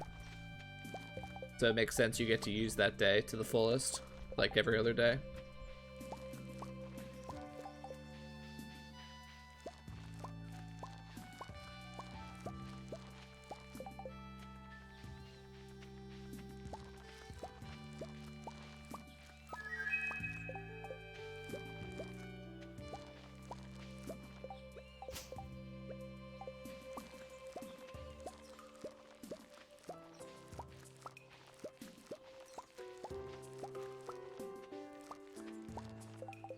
It's interesting that even though the island is perpetual summer, it still acts like winter. Like the water is the dark winter color, and it gets like the ambiance gets dark early, like in winter.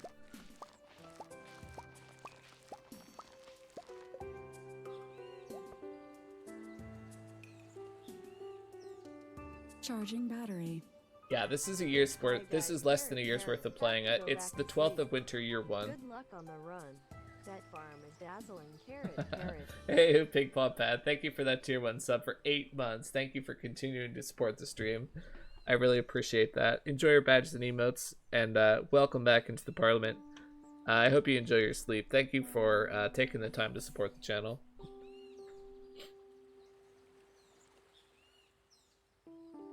What if you go after... Okay, so the game even though 2 a.m. is technically part of the next day, the game considers it as part of the 28th of winter, so I get to use that time.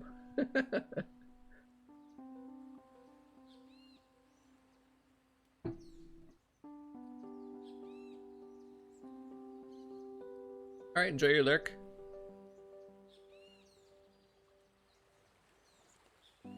You can't plant spring. You could plant any crop, but the game treats it like summer.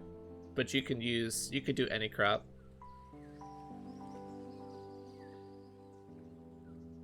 I guess it doesn't treat it like eternal summer. It treats it like a greenhouse. No, you don't. Yeah, like Elena said, you don't suck. This is an ultra super hardcore challenge run that I've spent a ton of time planning and executing. You're not a bad player by any means. I'm quite sure of that. For the vast majority of people, Stardew Valley is like a fun, casual game. I'm one of the few people that plays like this.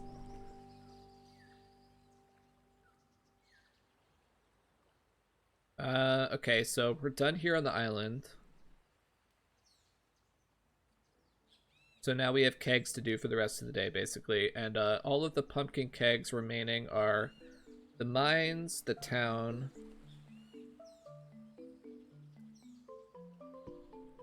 the backwoods,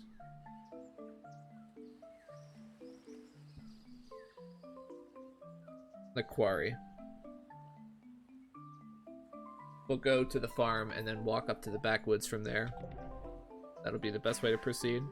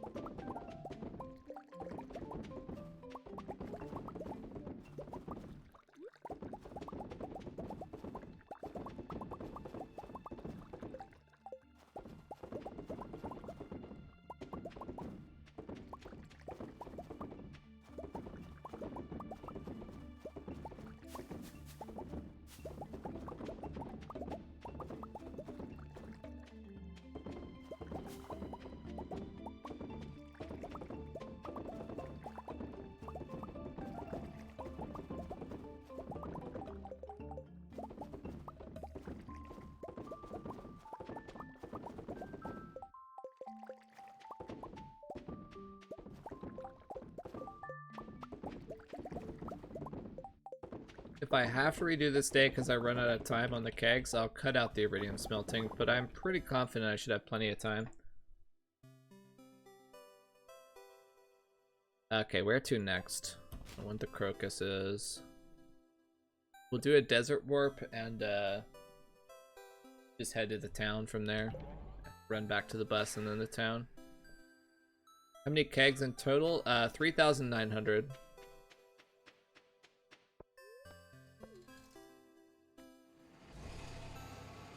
Cordate plays the game differently, not correctly. You know, I honestly can't disagree with that.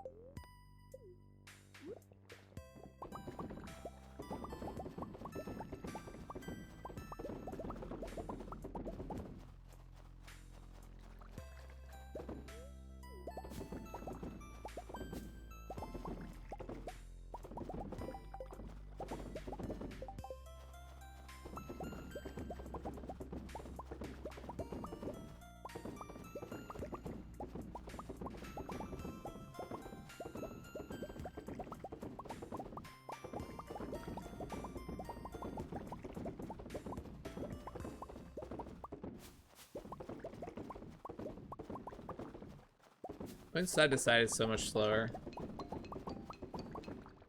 It just works out better to do side to side in this area, but it is much slower. I always do vertical kegs if I can.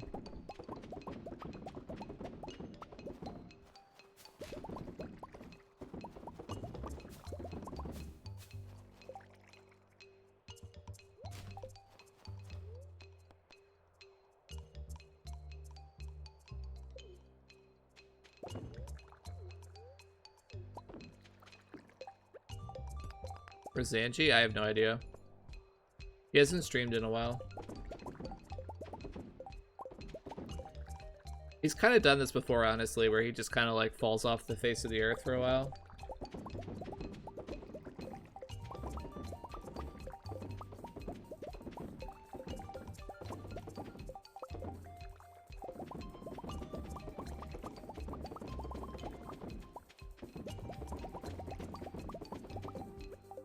All that's to say is that I imagine he'll be back at some point.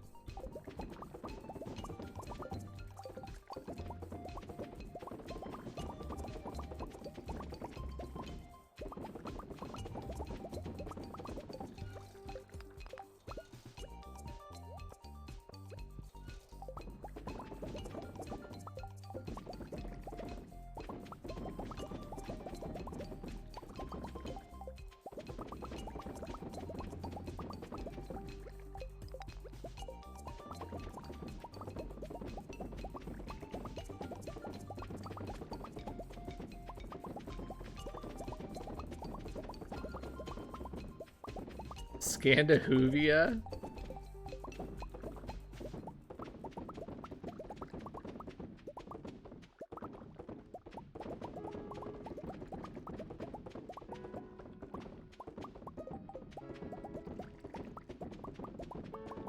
He's been playing WoW? Oh man, I know what a black hole that is.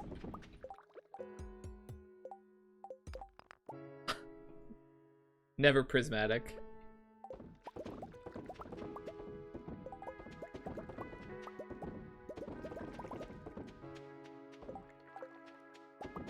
Hey, look, it's another Mystic Stone that didn't give a prismatic shard.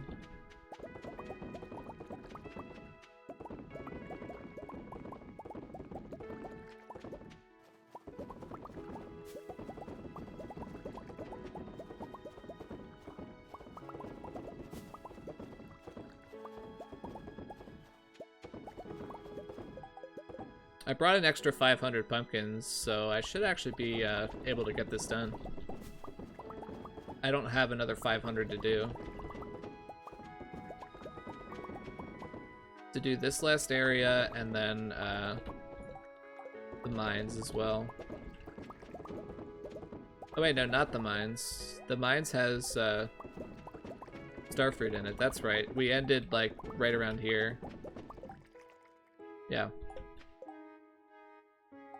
Alright, are there any areas that aren't filled?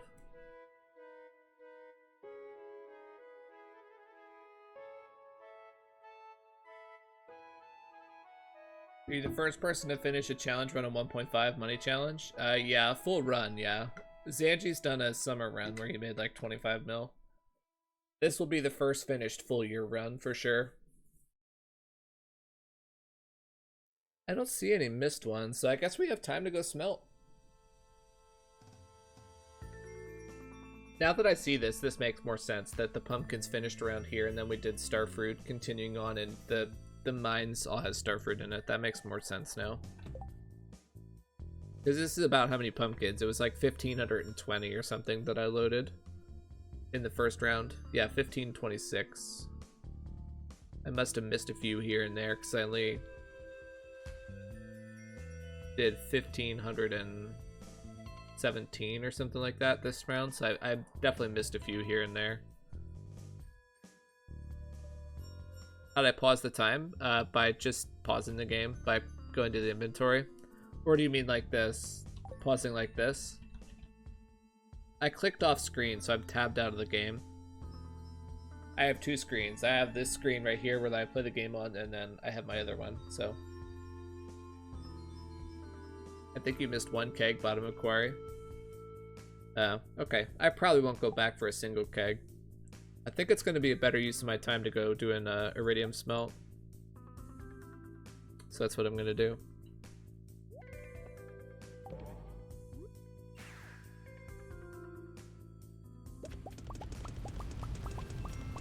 Two screens, amateur. How many screens do you have, Blade?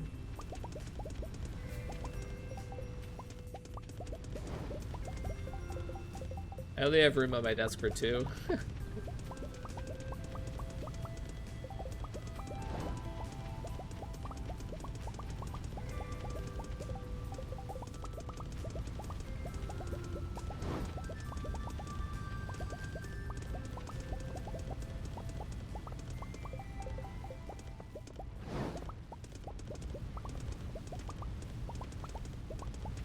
Alright, well we got this day done pretty smoothly. I'm glad that that worked out. We had enough time for everything we wanted to do, and we're gonna get most of a second smelt done, so that's actually really good for my, like actually working through all this iridium I have.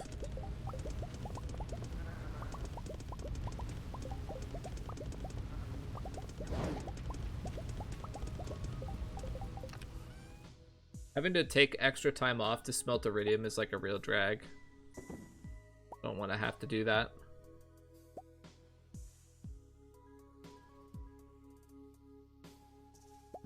I'll actually bring extra iridium with me so I can do a smelt tomorrow morning as well.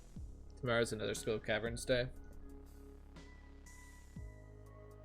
Yeah, you can pause in co-op.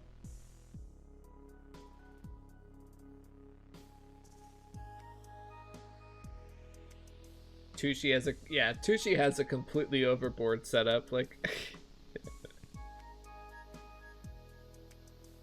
he has a ridiculous streaming setup for where he's at in his streaming career.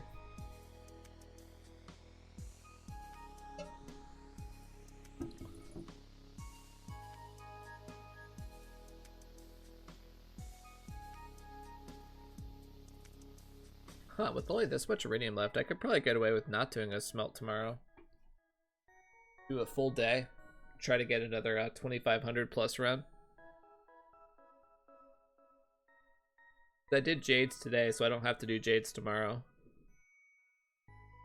Maybe we won't do a smelt in the morning. That's spicy. Let's try it. I like that. I like being spicy.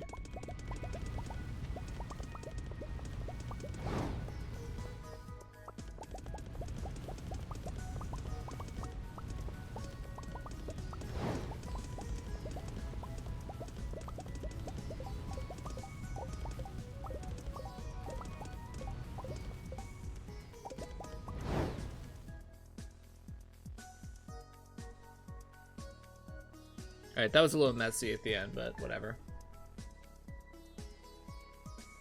Alright, did we get good luck today? So, we're back to Skull Caverns, but we have no chores, so we could do like a really good Skull Caverns day today, like easily 2,500 plus.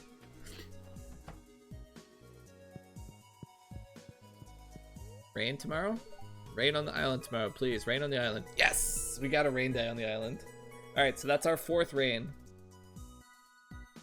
We only need 4 more after tomorrow. We got a best luck day. Okay, we're not doing we're not smelting. We're doing a real spicy Skull Caverns run.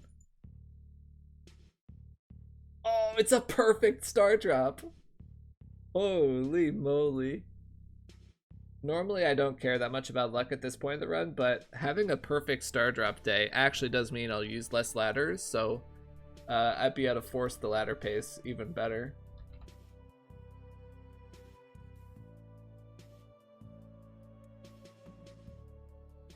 It's literally a perfect star drop, 0.1. Imagine if you had Lucky Charm. Yeah. 3K or bust. Oh, you guys really want me to... I only have 280 ladders. I don't think I can get 3K today. If I had 500 ladders to use on this full day, plus perfect luck, I could maybe get 3K. I should be able to get 2,500, yeah. 3K or bust. I don't have enough ladders for 3K. I wish I could. I want to get 3K for you guys, but I don't have enough ladders. I'm virtually certain I can't do 3K with this setup. What rings are you using? Go ahead and type exclamation point ring. Oh, someone else did it for you already. Okay. Yeah, there you go. That's your explanation of my ring setup. I know you guys want to see 3K, and I want to provide that, but it's probably not going to happen today.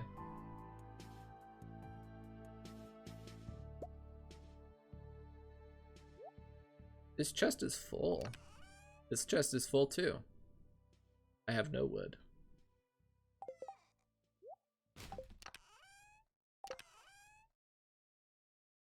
I mean, we could throw out this these pine cones.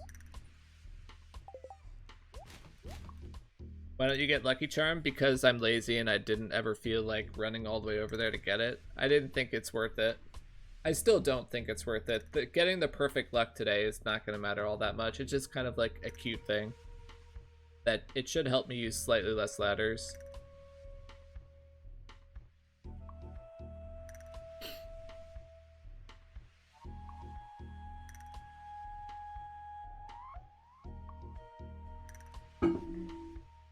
Maybe it ends up mattering, I don't know.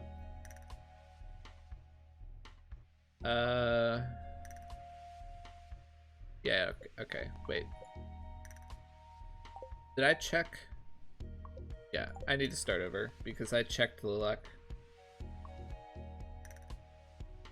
So I kind of wasted a little bit of time there.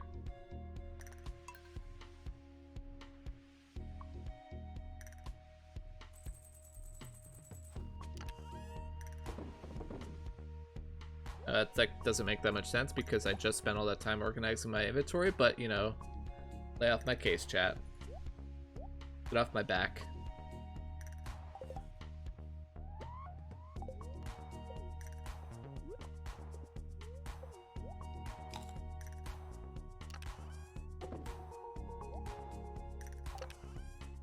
You do you, Cord.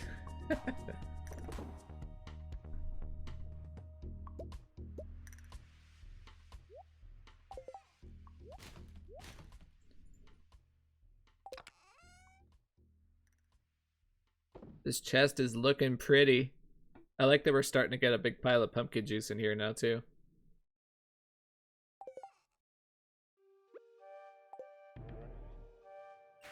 I don't know. I just might as well smelt on my way up. It's gonna be a literally 6:10 a.m. start. I am so ready. My body is ready for this Skull Caverns run.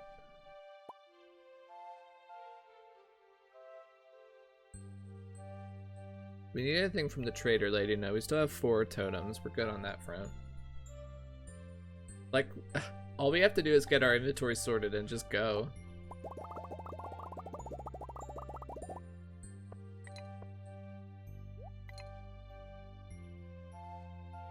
What did you do to get your body ready? I don't know. Nothing. I am pretty much just sitting still in my chair, so essentially nothing.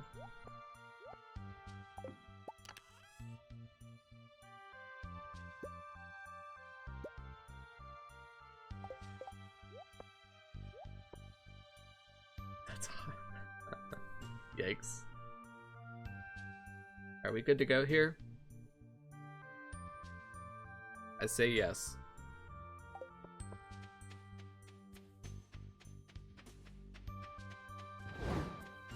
6:20 a.m. start. 280 ladders. Perfect luck day. Let's do this. Oh, 2,500 easy. I know you guys are gonna riot for the 3K, but it's just not gonna happen.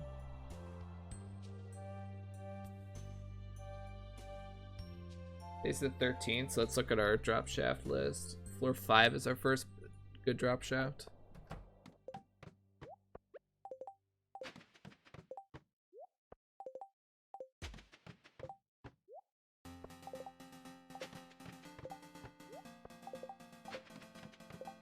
Yeah, the number is always in hand.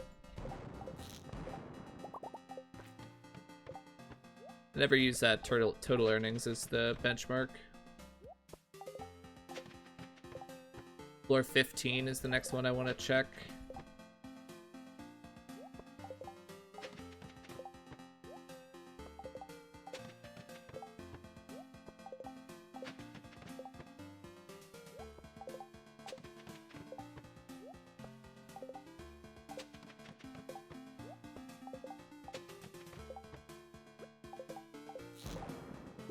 Yeah, if you guys wanted, I could blow the rock candy today and we could just go ham and see if we can get like 3K. That would be such a waste of a rock candy though.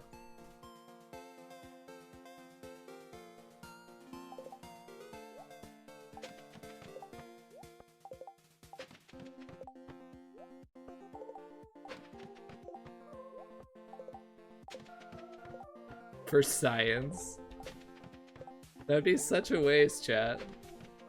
I don't even know why I even said it. Like, I know you guys want me to do that, and I know I don't want to do it because it'd be such a waste.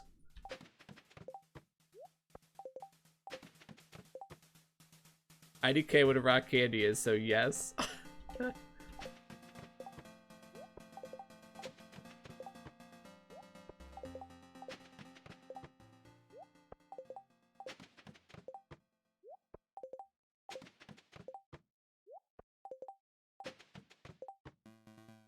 Backup save, post-run content.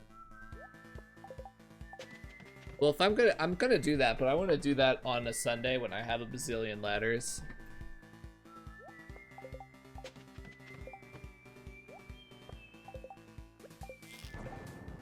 These all crabs?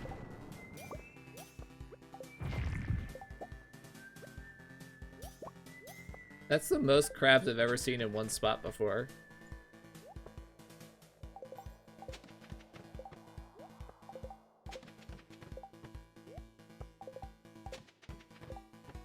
Somebody with money bribe him real quick.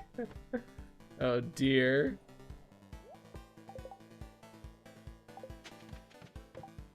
I'm a good boy, you can't bribe me.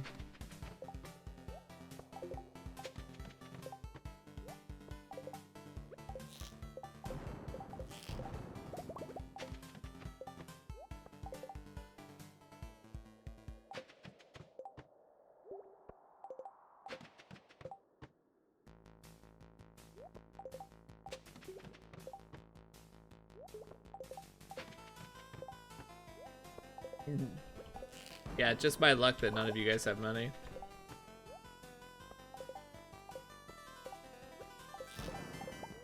It's okay, I don't really need your money or want your money anyway. It's like hanging out with everybody.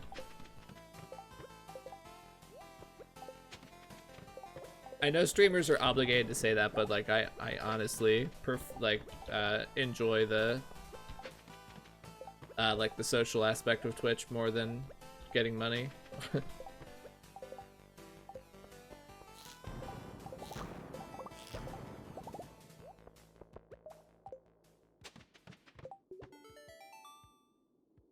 Or 63, I want to search for a droppy.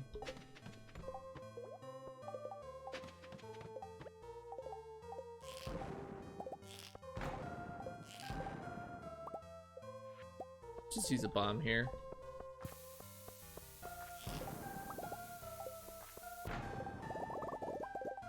Ah, no luck. That's fine.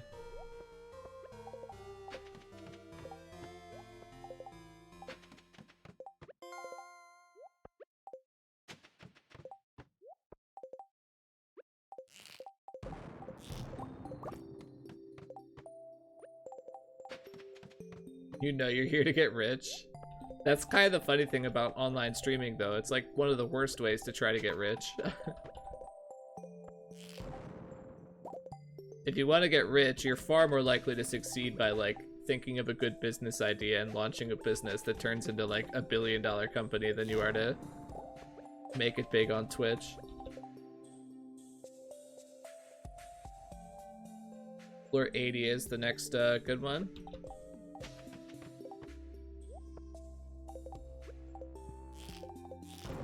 Well, right, that's the only exception. If I had a hot tub, I could get big on Twitch, but I don't have a hot tub, so.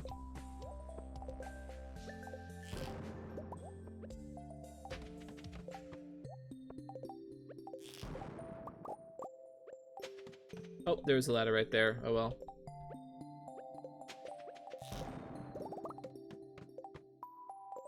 One of my good business ideas to start a Twitch stream.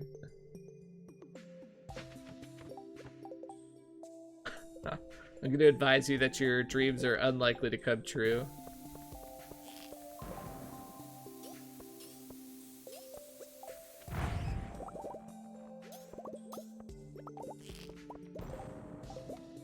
Like, Twitch is more top heavy than I think anyone could possibly imagine. Like, if you heard me say it earlier in Habu's stream, don't ruin it for everyone else, but if you had to guess my ranking in the Twitch universe, like my stream size compared to the overall average, what percentile would you put me in? Just like as a science experiment here, what percentile would everyone put my stream in?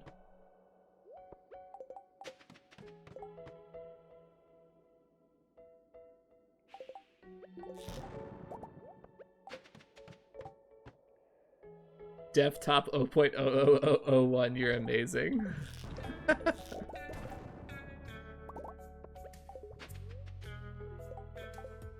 That's my favorite answer.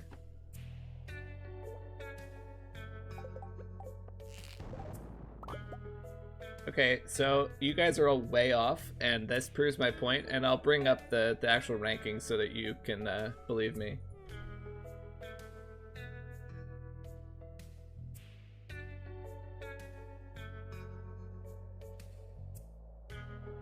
What was the... There it is. So you guys, I say 10th percentile, 85th, 10th, 85th, top 10, top 15, top 15, 90th, top 10, top 1. That person's the closest. The actual answer is top 0.3%. So here's some of my... just gonna make sure I don't like dox myself at all. Yeah. This is a website called twitchtracker.com. Here's me and my stream. These are my famous followers, the Habu. I am in the top 0.3% of Twitch at my size. At a 91 viewers average right now. That's how insanely top heavy Twitch is. That someone of my size is in the top 0.3% of all streamers.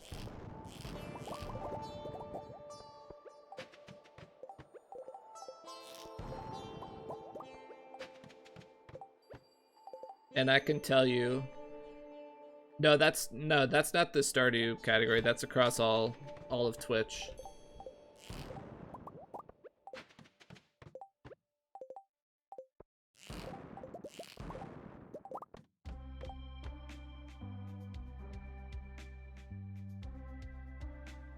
I have no idea who it counts, but I imagine it's not counting every account. It's probably counting everyone who's met some threshold of like number of times streamed.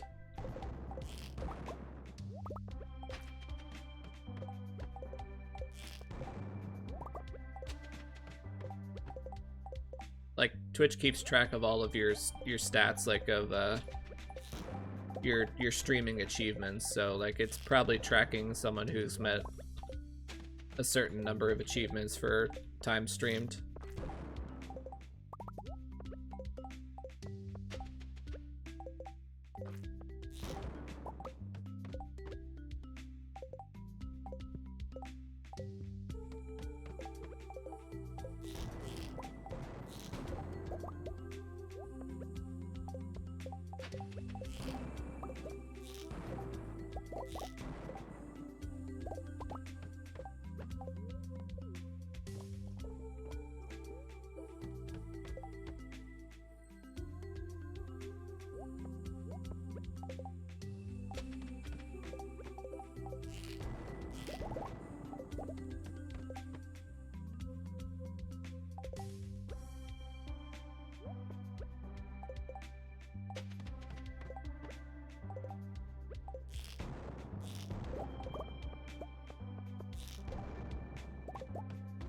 It is winter, yep. We're like halfway through winter. 0.3%, yeah. 28,000th place. Something like that. Again, I don't know how exactly accurate that is, but that gives you a good idea of like how many people stream and how few people make it big. And like, I'm not big by any means.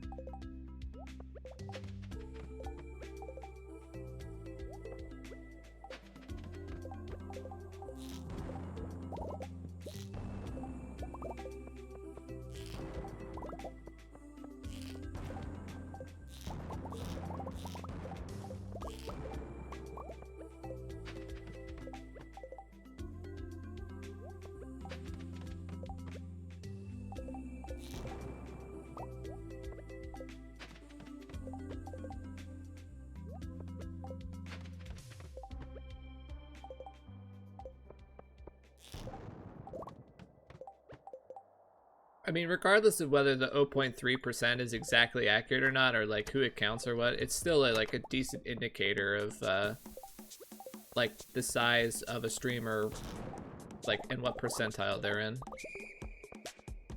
compared to what like the general public's expectation is of like streamer size.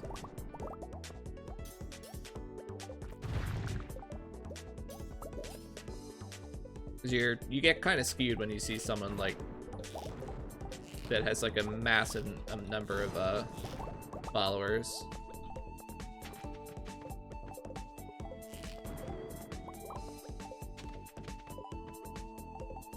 How do you know which floors are good? It's really simple. If it has a lot of iridium on it, it's good.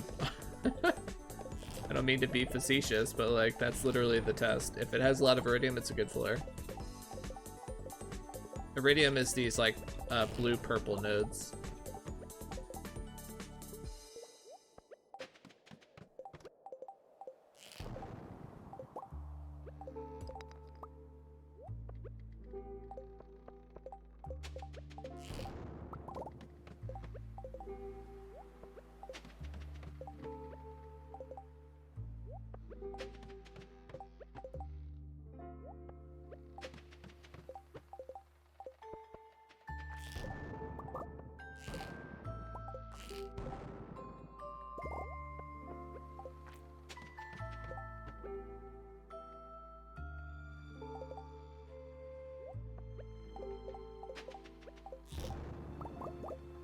Oh, I was talking about the number of floors that the drop shaft will drop me. I have a spreadsheet that shows that. Blade gave this to me. It takes the RNG code in the game and it spits out the results based on your seed in the day. So I can determine exactly how many floors I'll drop.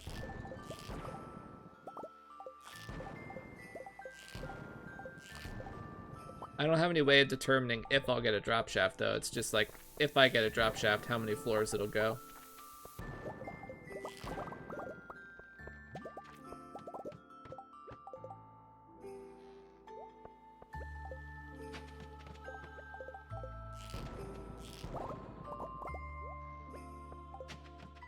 The boo 3,000 hours of Stardew. I would believe that.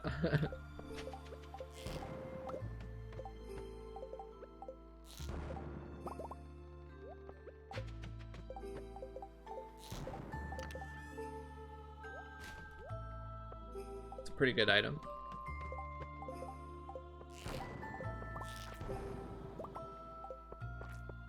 Yeah, I think it's cool too. Some people consider that kind of stuff cheating, or like they don't like manipping, but I think it's very cool and I enjoy using it.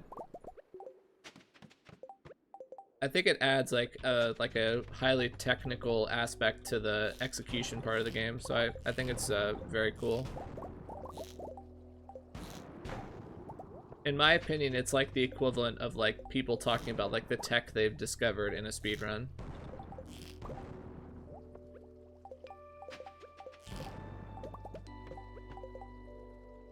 It doesn't make that much of a difference in the run. Like, I would be fine if I didn't have the spreadsheet, but I like using it because it's really cool information.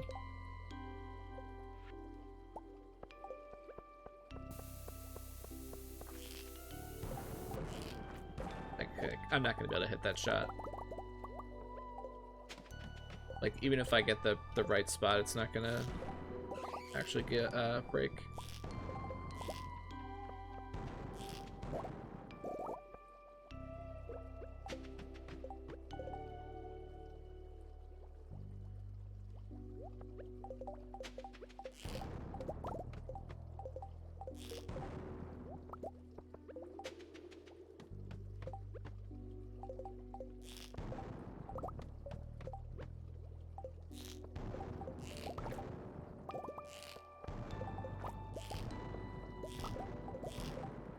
Oh, come on.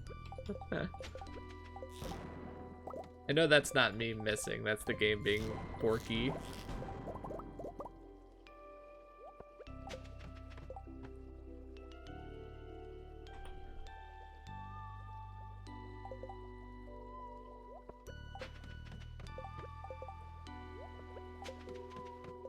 Yeah, I'm not really like, it's not a competition. We do these runs for fun. That being said, I think it would be basically impossible to get everyone that does these runs in some way or shape or fashion to be like on the same page with the rule set just based on our limited discussions. It's been like there's been basically no chance at having a consensus of what's allowed and what's not. Because like everyone has their own personal opinions, which is totally fine. Like everyone, like I have my opinions too.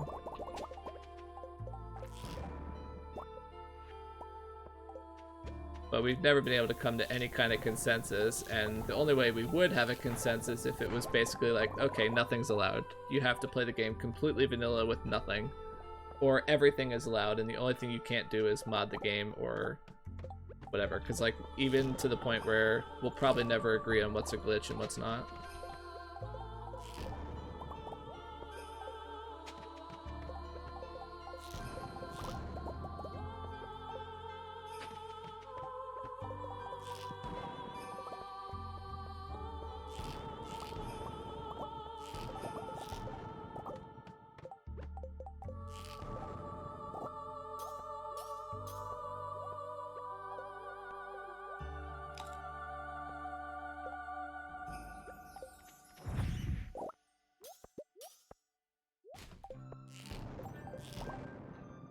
Well, yeah, I agree with you that you kind of need restrictions, but like, it feels impossible for the community to ever come to a consensus of what's acceptable and what's not, you know?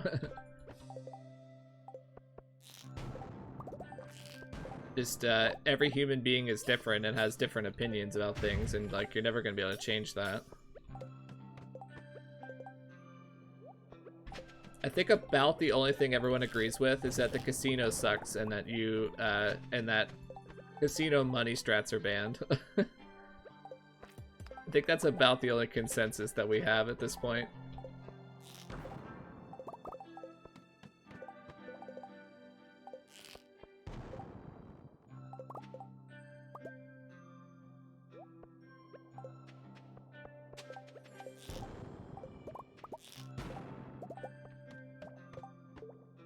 This is a good looking floor. What are casino strats? So basically at the casino, you can get a virtually infinite number of key coins by abusing the RNG system to win the game over and over.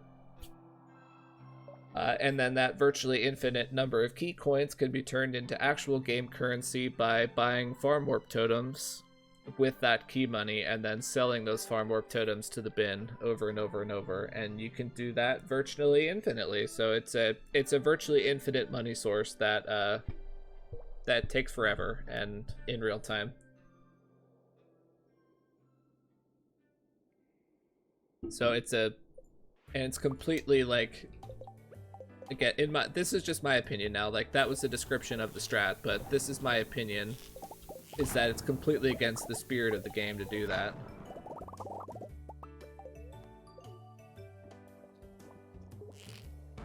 Because like the spirit of the game is farming and mining and like crafting and all that kind of stuff. Like you can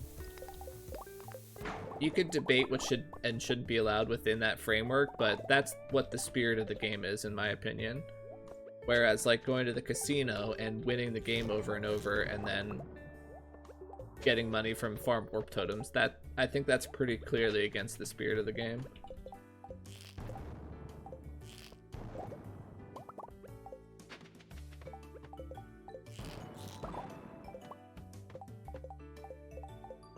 And even just like on a practical side as a streamer, like you know, I'm an entertainer in this realm, and I think people are entertained and impressed when I do a run like this and make 80 million gold using regular in-gaming mechanics that everyone else can use.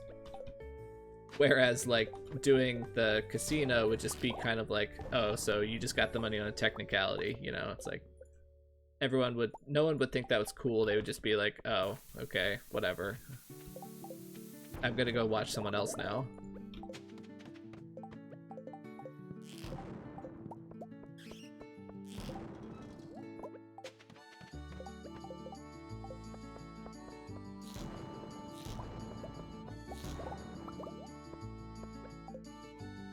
So I think that's about the only consensus the community has, like I said, is that casino money strats are banned. I say specifically casino money strats because you can do other types of RNG manipulation using the casino that don't make you absurd amounts of money. And I generally allow those, although I'm not doing them this run because they actually aren't that good.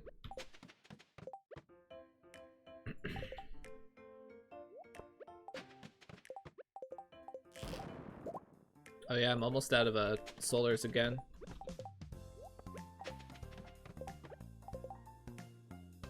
Guess the next time I see a big group of mummies, I'll kill them all.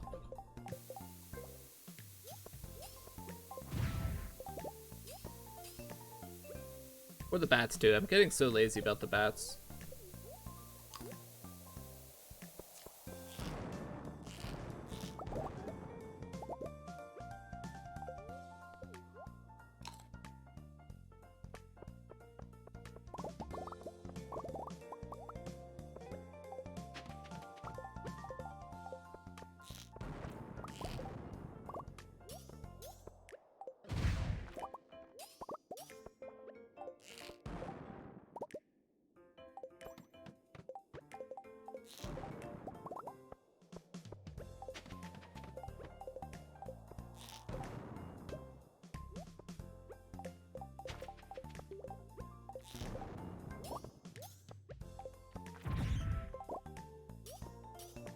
Alright, well that's 2 more bombs right there.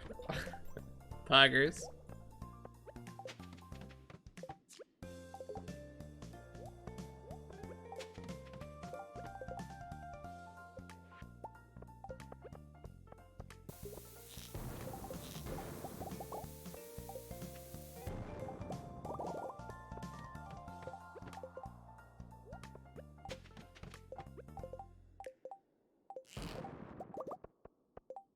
Actually, now that I look at it, this Iridium pace is like really good.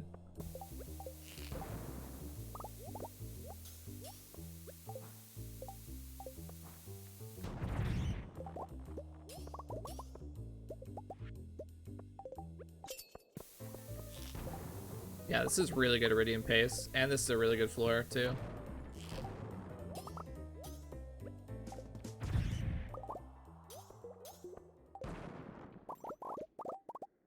I'm kind of surprised they actually did run out of solars because I still do like routinely kill bats. I don't really know what the difference is. Like last run I ended with several hundred solars, where I'm just straight up running out this run. Really know what the difference is.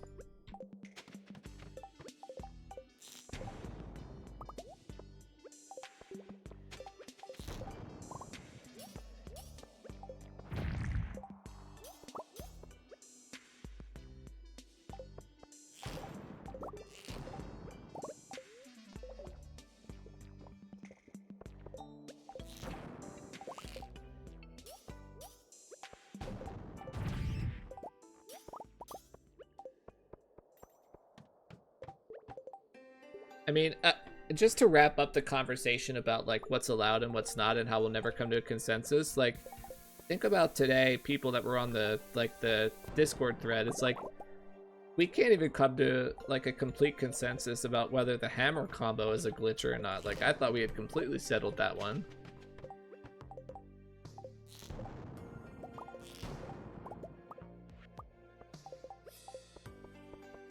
Like I thought we had settled that one for good.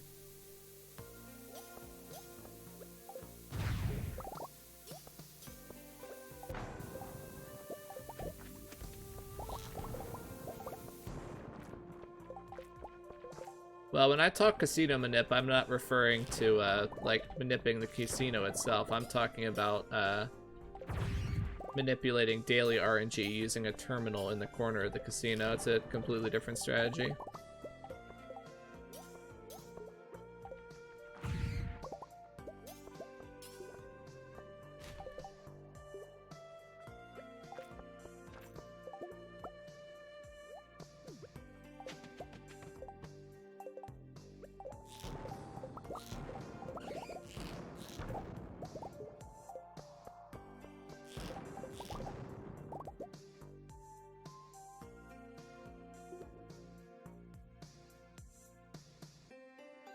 Yeah, I don't know why I'm carrying so much money. I accidentally carried money at some point, and then I keep forgetting to not carry money by like selling down.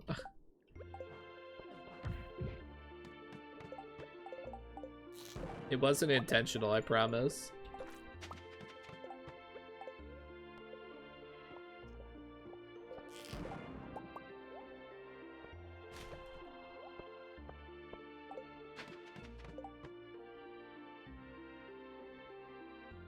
Less bombs due to having a better pick. I guess that's, yeah, maybe.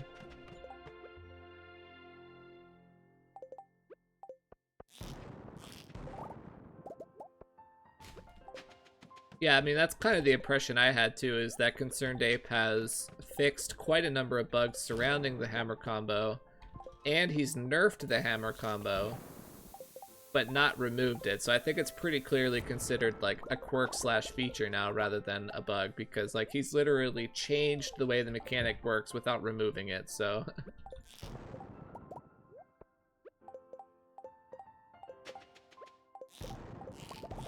I think you can reasonably consider it part of the game at this point.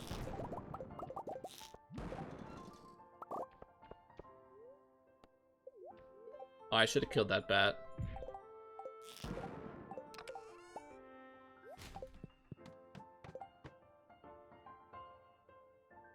Yeah, another Mystic and another not prismatic shard. Imagine that.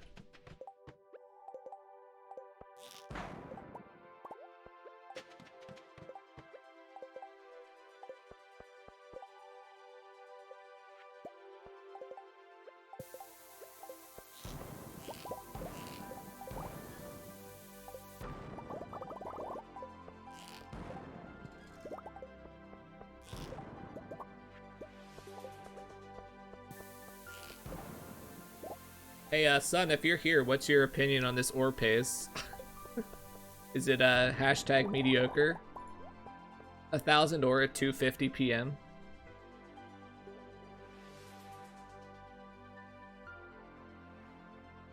The Keck W guy died? Oh, that is sad.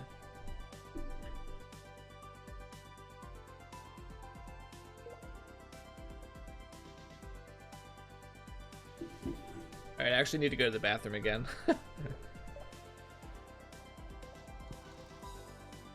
The people that made fun of me when I was, that I have a small bladder are not wrong.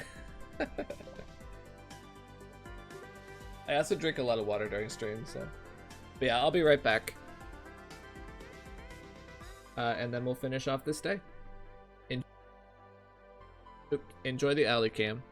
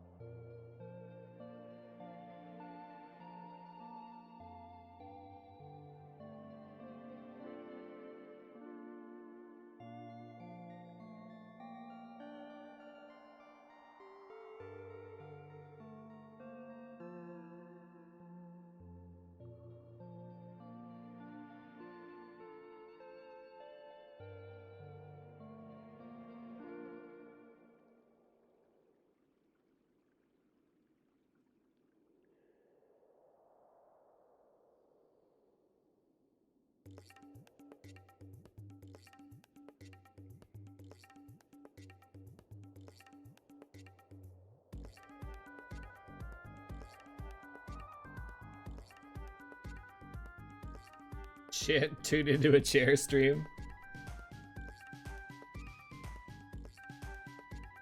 Skull Caverns goes well. We have 1,000 ore at 2:50 p.m. I think that's pretty good. If I say so myself, that's pretty good pace.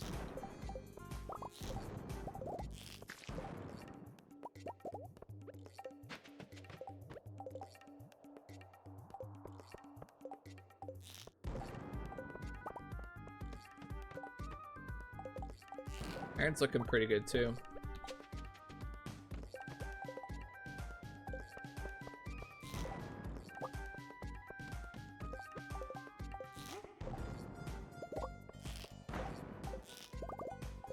Oh, come on. How did those shots both miss? Come on.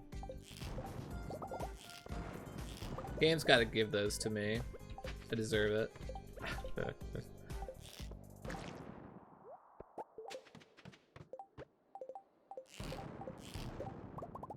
Yeah, I feel like I'm definitely hitting my stride with these Iridium runs. Like, even in the 40 mil run, when I felt like I had a crazy amount of crystallariums,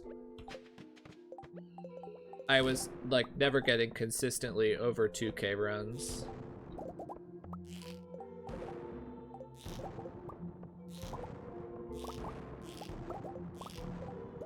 I think I'm definitely performing better now.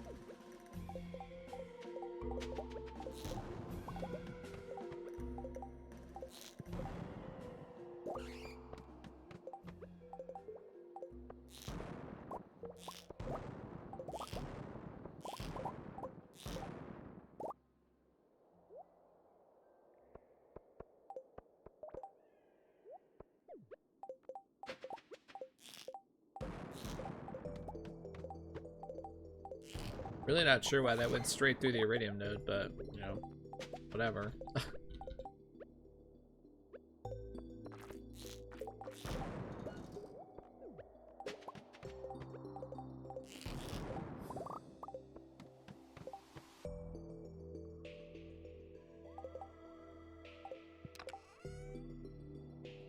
Why do we get sprinklers every time?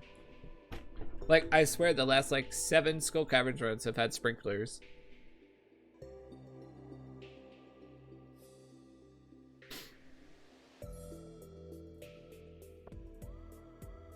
I guess I keep them, right? I mean, they're more valuable than, like, these random gems.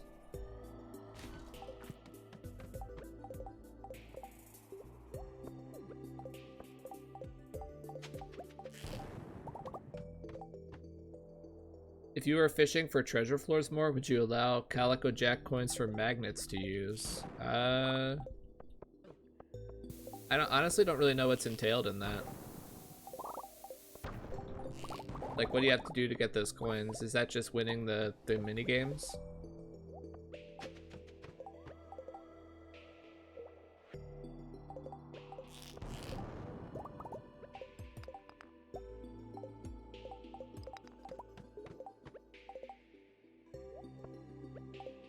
I mean, that doesn't sound overpowered, so I would assume that that would be allowable.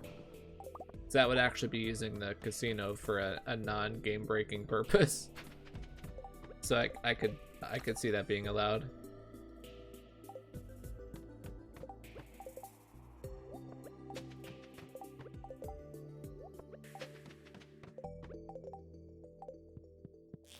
Like, what's the catch though? Do you like put the magnets in a deconstructor or something and get like thousands of gold bars or whatever? Like, what's the secret strat, Blade?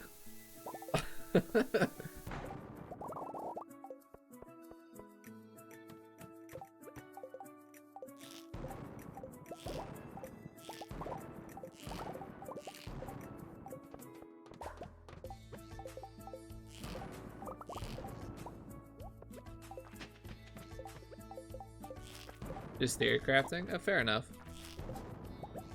I'm a fan of theory crafting.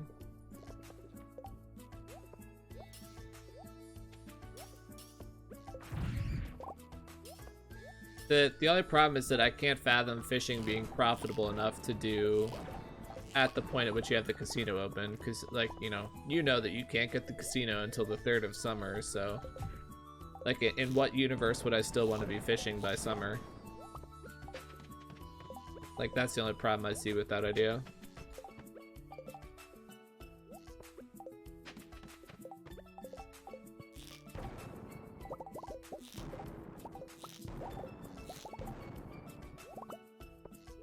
Like, in a universe where you want to fish beyond the first 4 days, that could be good.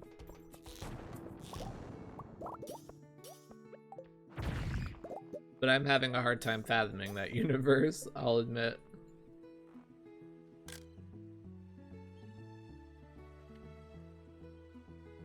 This is a pretty good floor. It's just super spread out, so it doesn't end up... You can't farm it very well.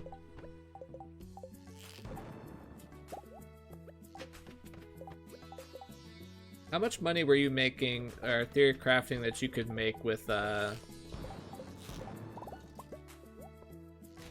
the respawnable legend fish? How much money were you theory crafting you could make per day from that? Like as a baseline.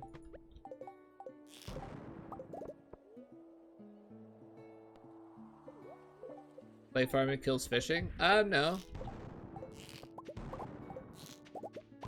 I'm actually pretty much convinced now that fishing actually still does beat clay farming if you allow step counting to give yourself best luck on every fishing day. I think in those cases fishing beats clay farm. I'm just referring to the fact that like the mines in general beats fishing. Like there's no point in doing anything. The things you do on the first 4 days, you only do because you don't have access to the mines yet. Like, let's be real.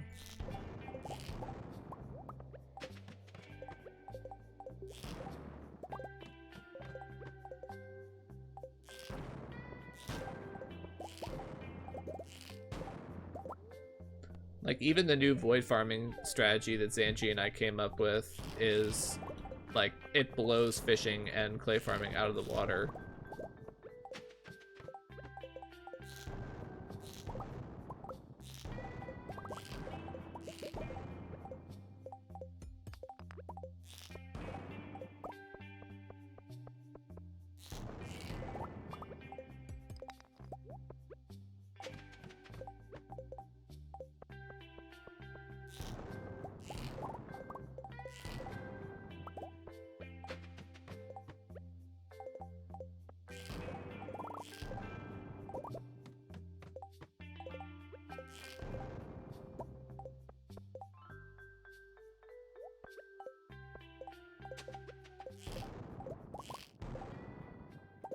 Like, Skull Caverns is so good that even geode farming couldn't compete with it. Like, geode farming, like, 100k plus per day.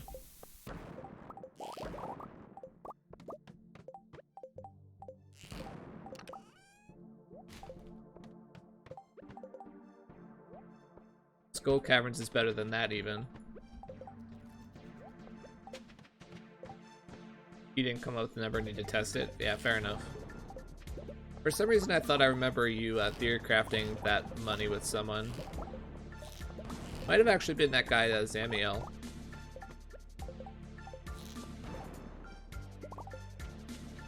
I don't exactly remember, though.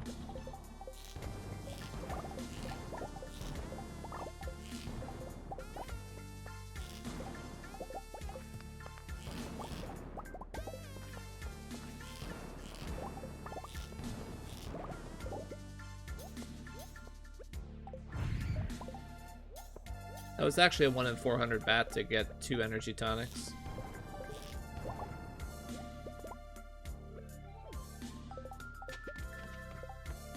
A little bit annoying, actually. Not sure what to do with them. I guess I'll just delete the amethysts again. Poor amethysts and topazes get no respect. Deleting them constantly.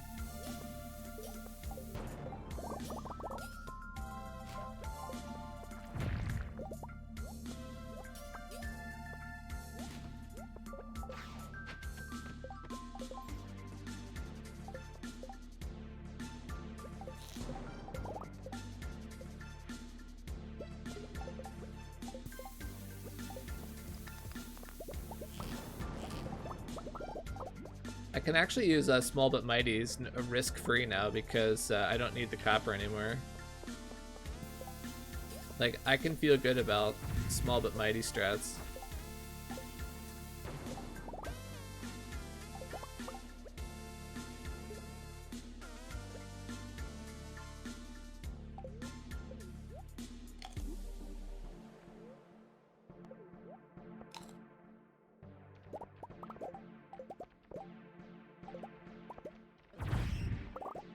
Wait, the code, it says that the magnet decreases bite rate, but it actually increases it like bait? That is actually really interesting. I wonder if that's a bug. Like, the description for magnets specifically says that it lowers the bite rate. And yet it increases the bite rate by as much as bait, which, you know, pound for pound, bait is one of the best items in the game.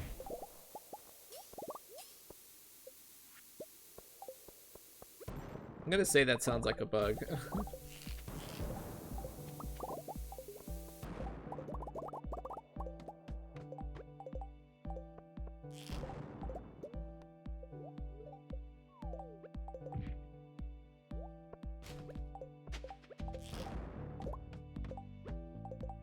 Because the spicy eel gives me a non-zero number of free ladders, so I don't have to use a crafted ladder on it. Which gives me more crafted ladders for skipping bad floors.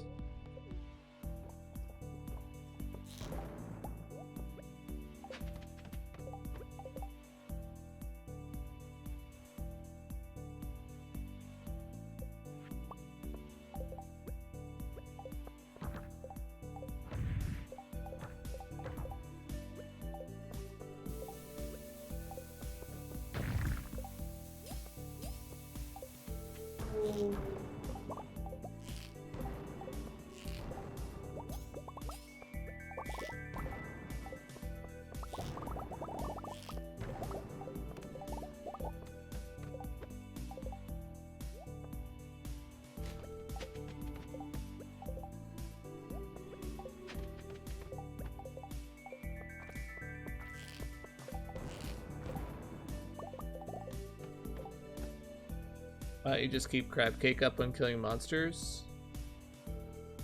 The ladders from Oh, I must have misread your question. I don't know why. I just kind of tend to do both buffs in the succession. I don't know why. Yeah, I mean, your idea is probably better.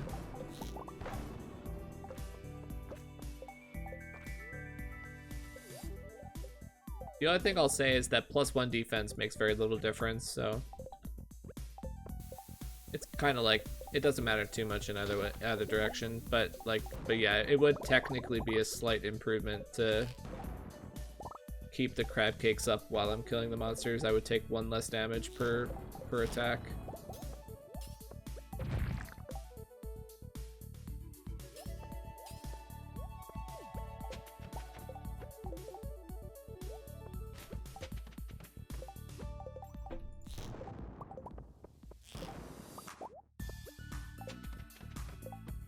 We're doing good on ladders. We have 56 ladders left.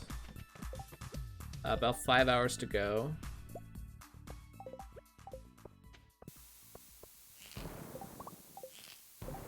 Oh, I thought that would hit.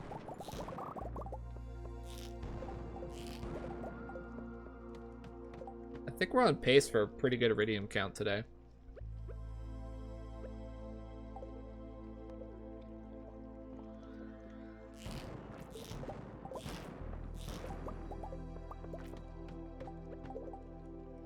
Don't know if we're necessarily on pace for like more than 2,500, but 2,500 would be a good result, in my opinion.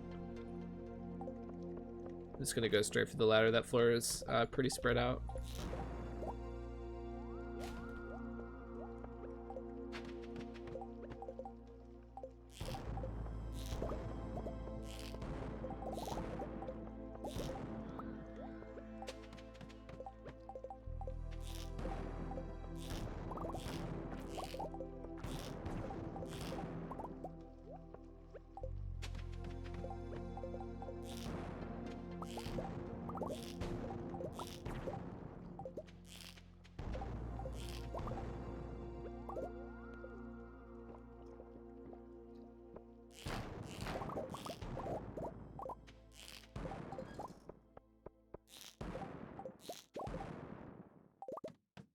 Probably should have left that floor earlier. It's pretty mediocre.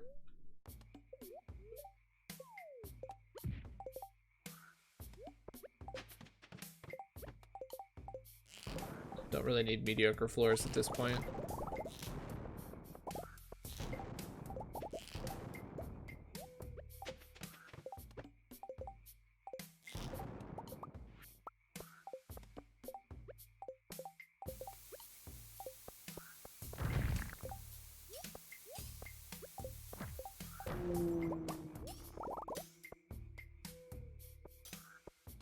So much junk.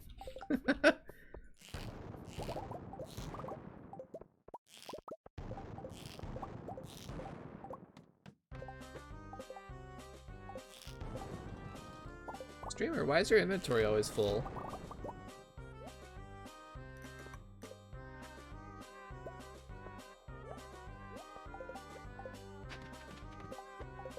Streamer, are you a hoarder?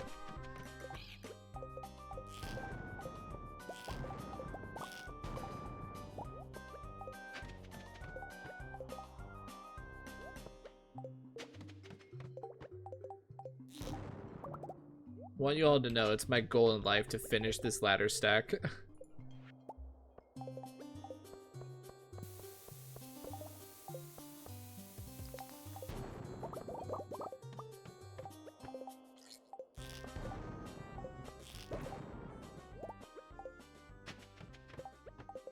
I was just about to say I was feeling like I was getting a drought on good floors, and then we rolled this puppy.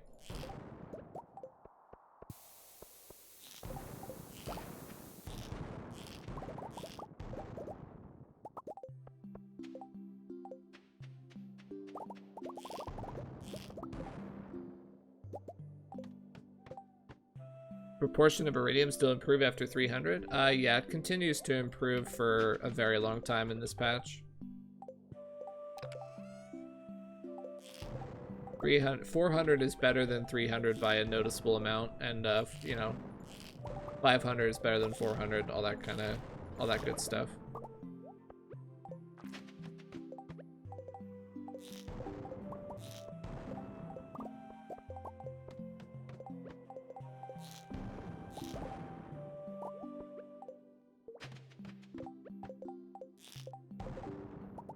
I think that might actually be one of the main reasons why my iridium counts are so much higher, is because back then we believed very firmly that all that mattered was getting to floor 100, and that the pace never really mattered that much after that. You just had to keep getting new floors over and over.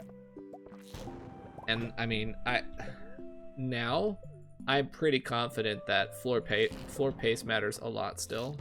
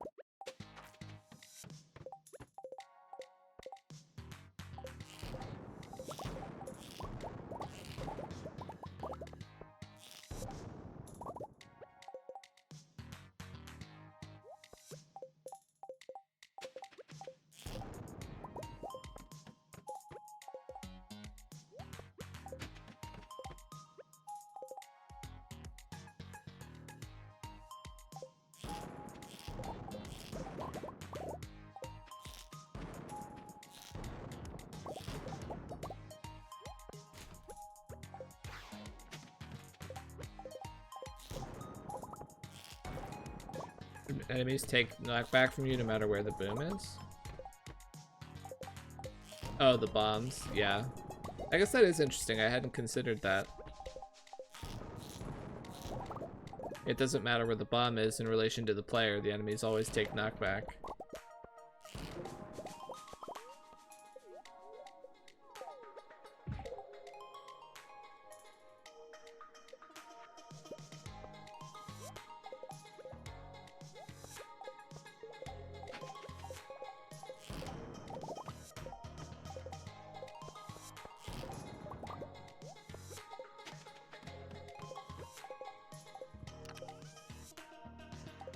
Two crystallariums is good.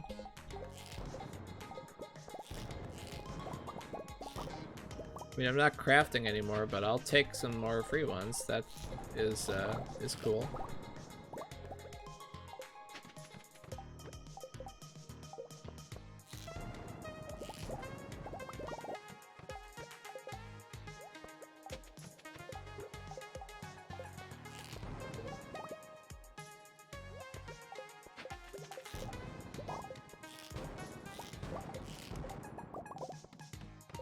Do you guys think this is 2,500 pace?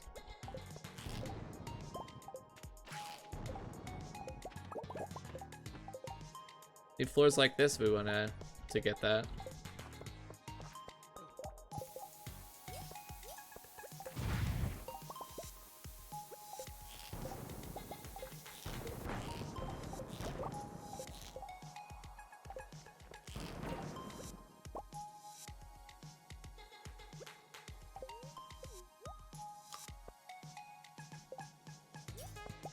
Wait. My wrong rings on. What was I doing? I wasn't sucking up all the iridium I was farming. It's okay, I get it later. This way we can kill bats. He took knockback from my bomb, so I didn't actually get to kill him in the combo.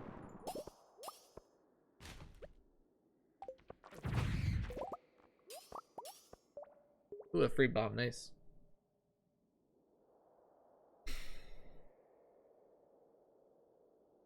Is this free bomb worth more than 7 topaz? Probably not. We'll take the Meggy and leave the basic bomb.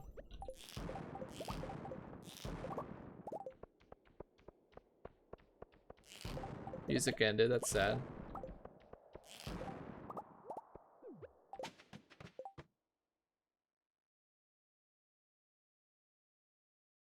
Well, aquamarine is worth more than double topaz, so it would have been roughly equivalent, I guess.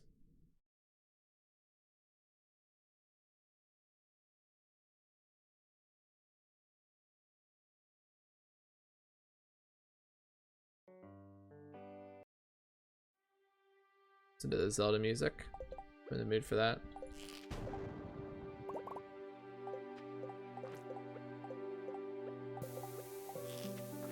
Oh, look at that laser. That's a laser. That's gonna hit right on the money.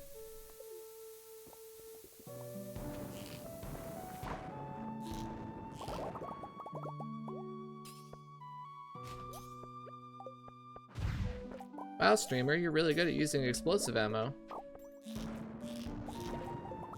Thanks, chat.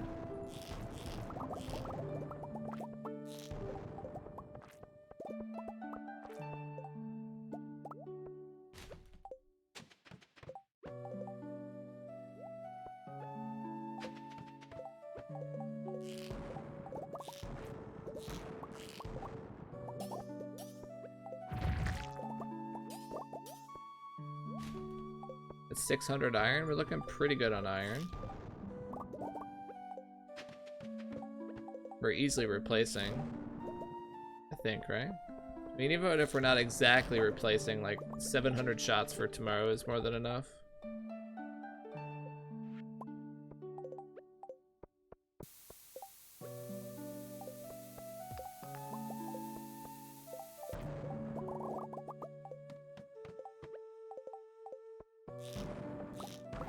Might be hard pressed to hit 2,500 in Forge.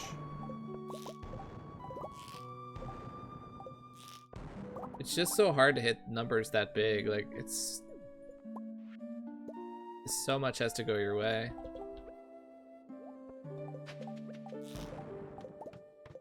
I mean, we're gonna be over 2,400.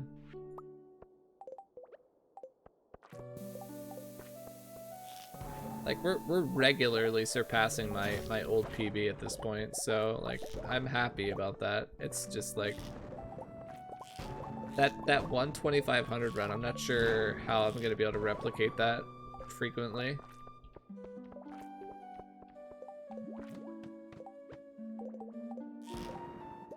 Yeah, I do have to go smelt.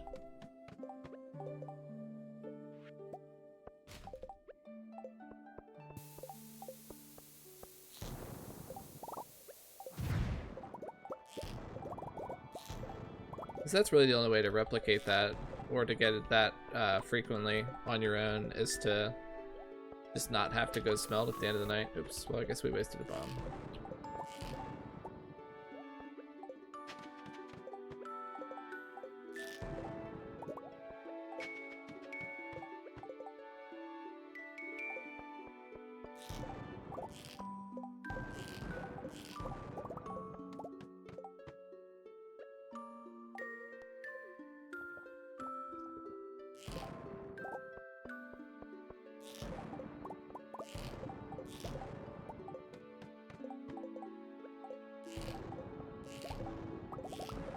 Yeah, it's kind of funny that I'm like, can I get 2,500 right? Like, I'm asking myself if there's a way I can get, alright, that's the end of this run.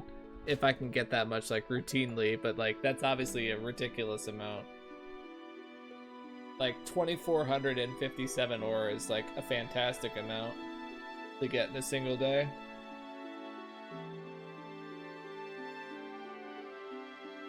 Have I used 2,500 iridium? Yeah, I'm not using it for anything. I'm smelting it and selling it.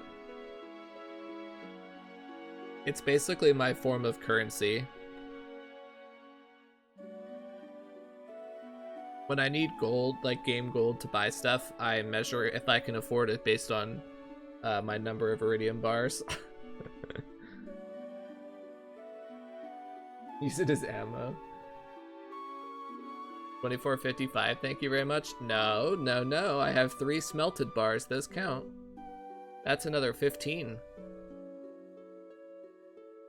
So I actually got 2470, nya nya nya.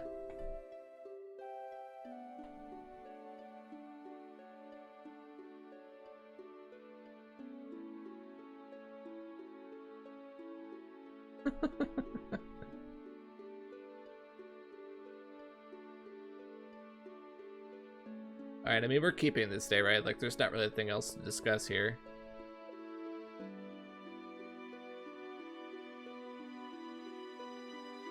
Chord 89 Sassy. Is that going to become a thing? Chord 89 Sassy?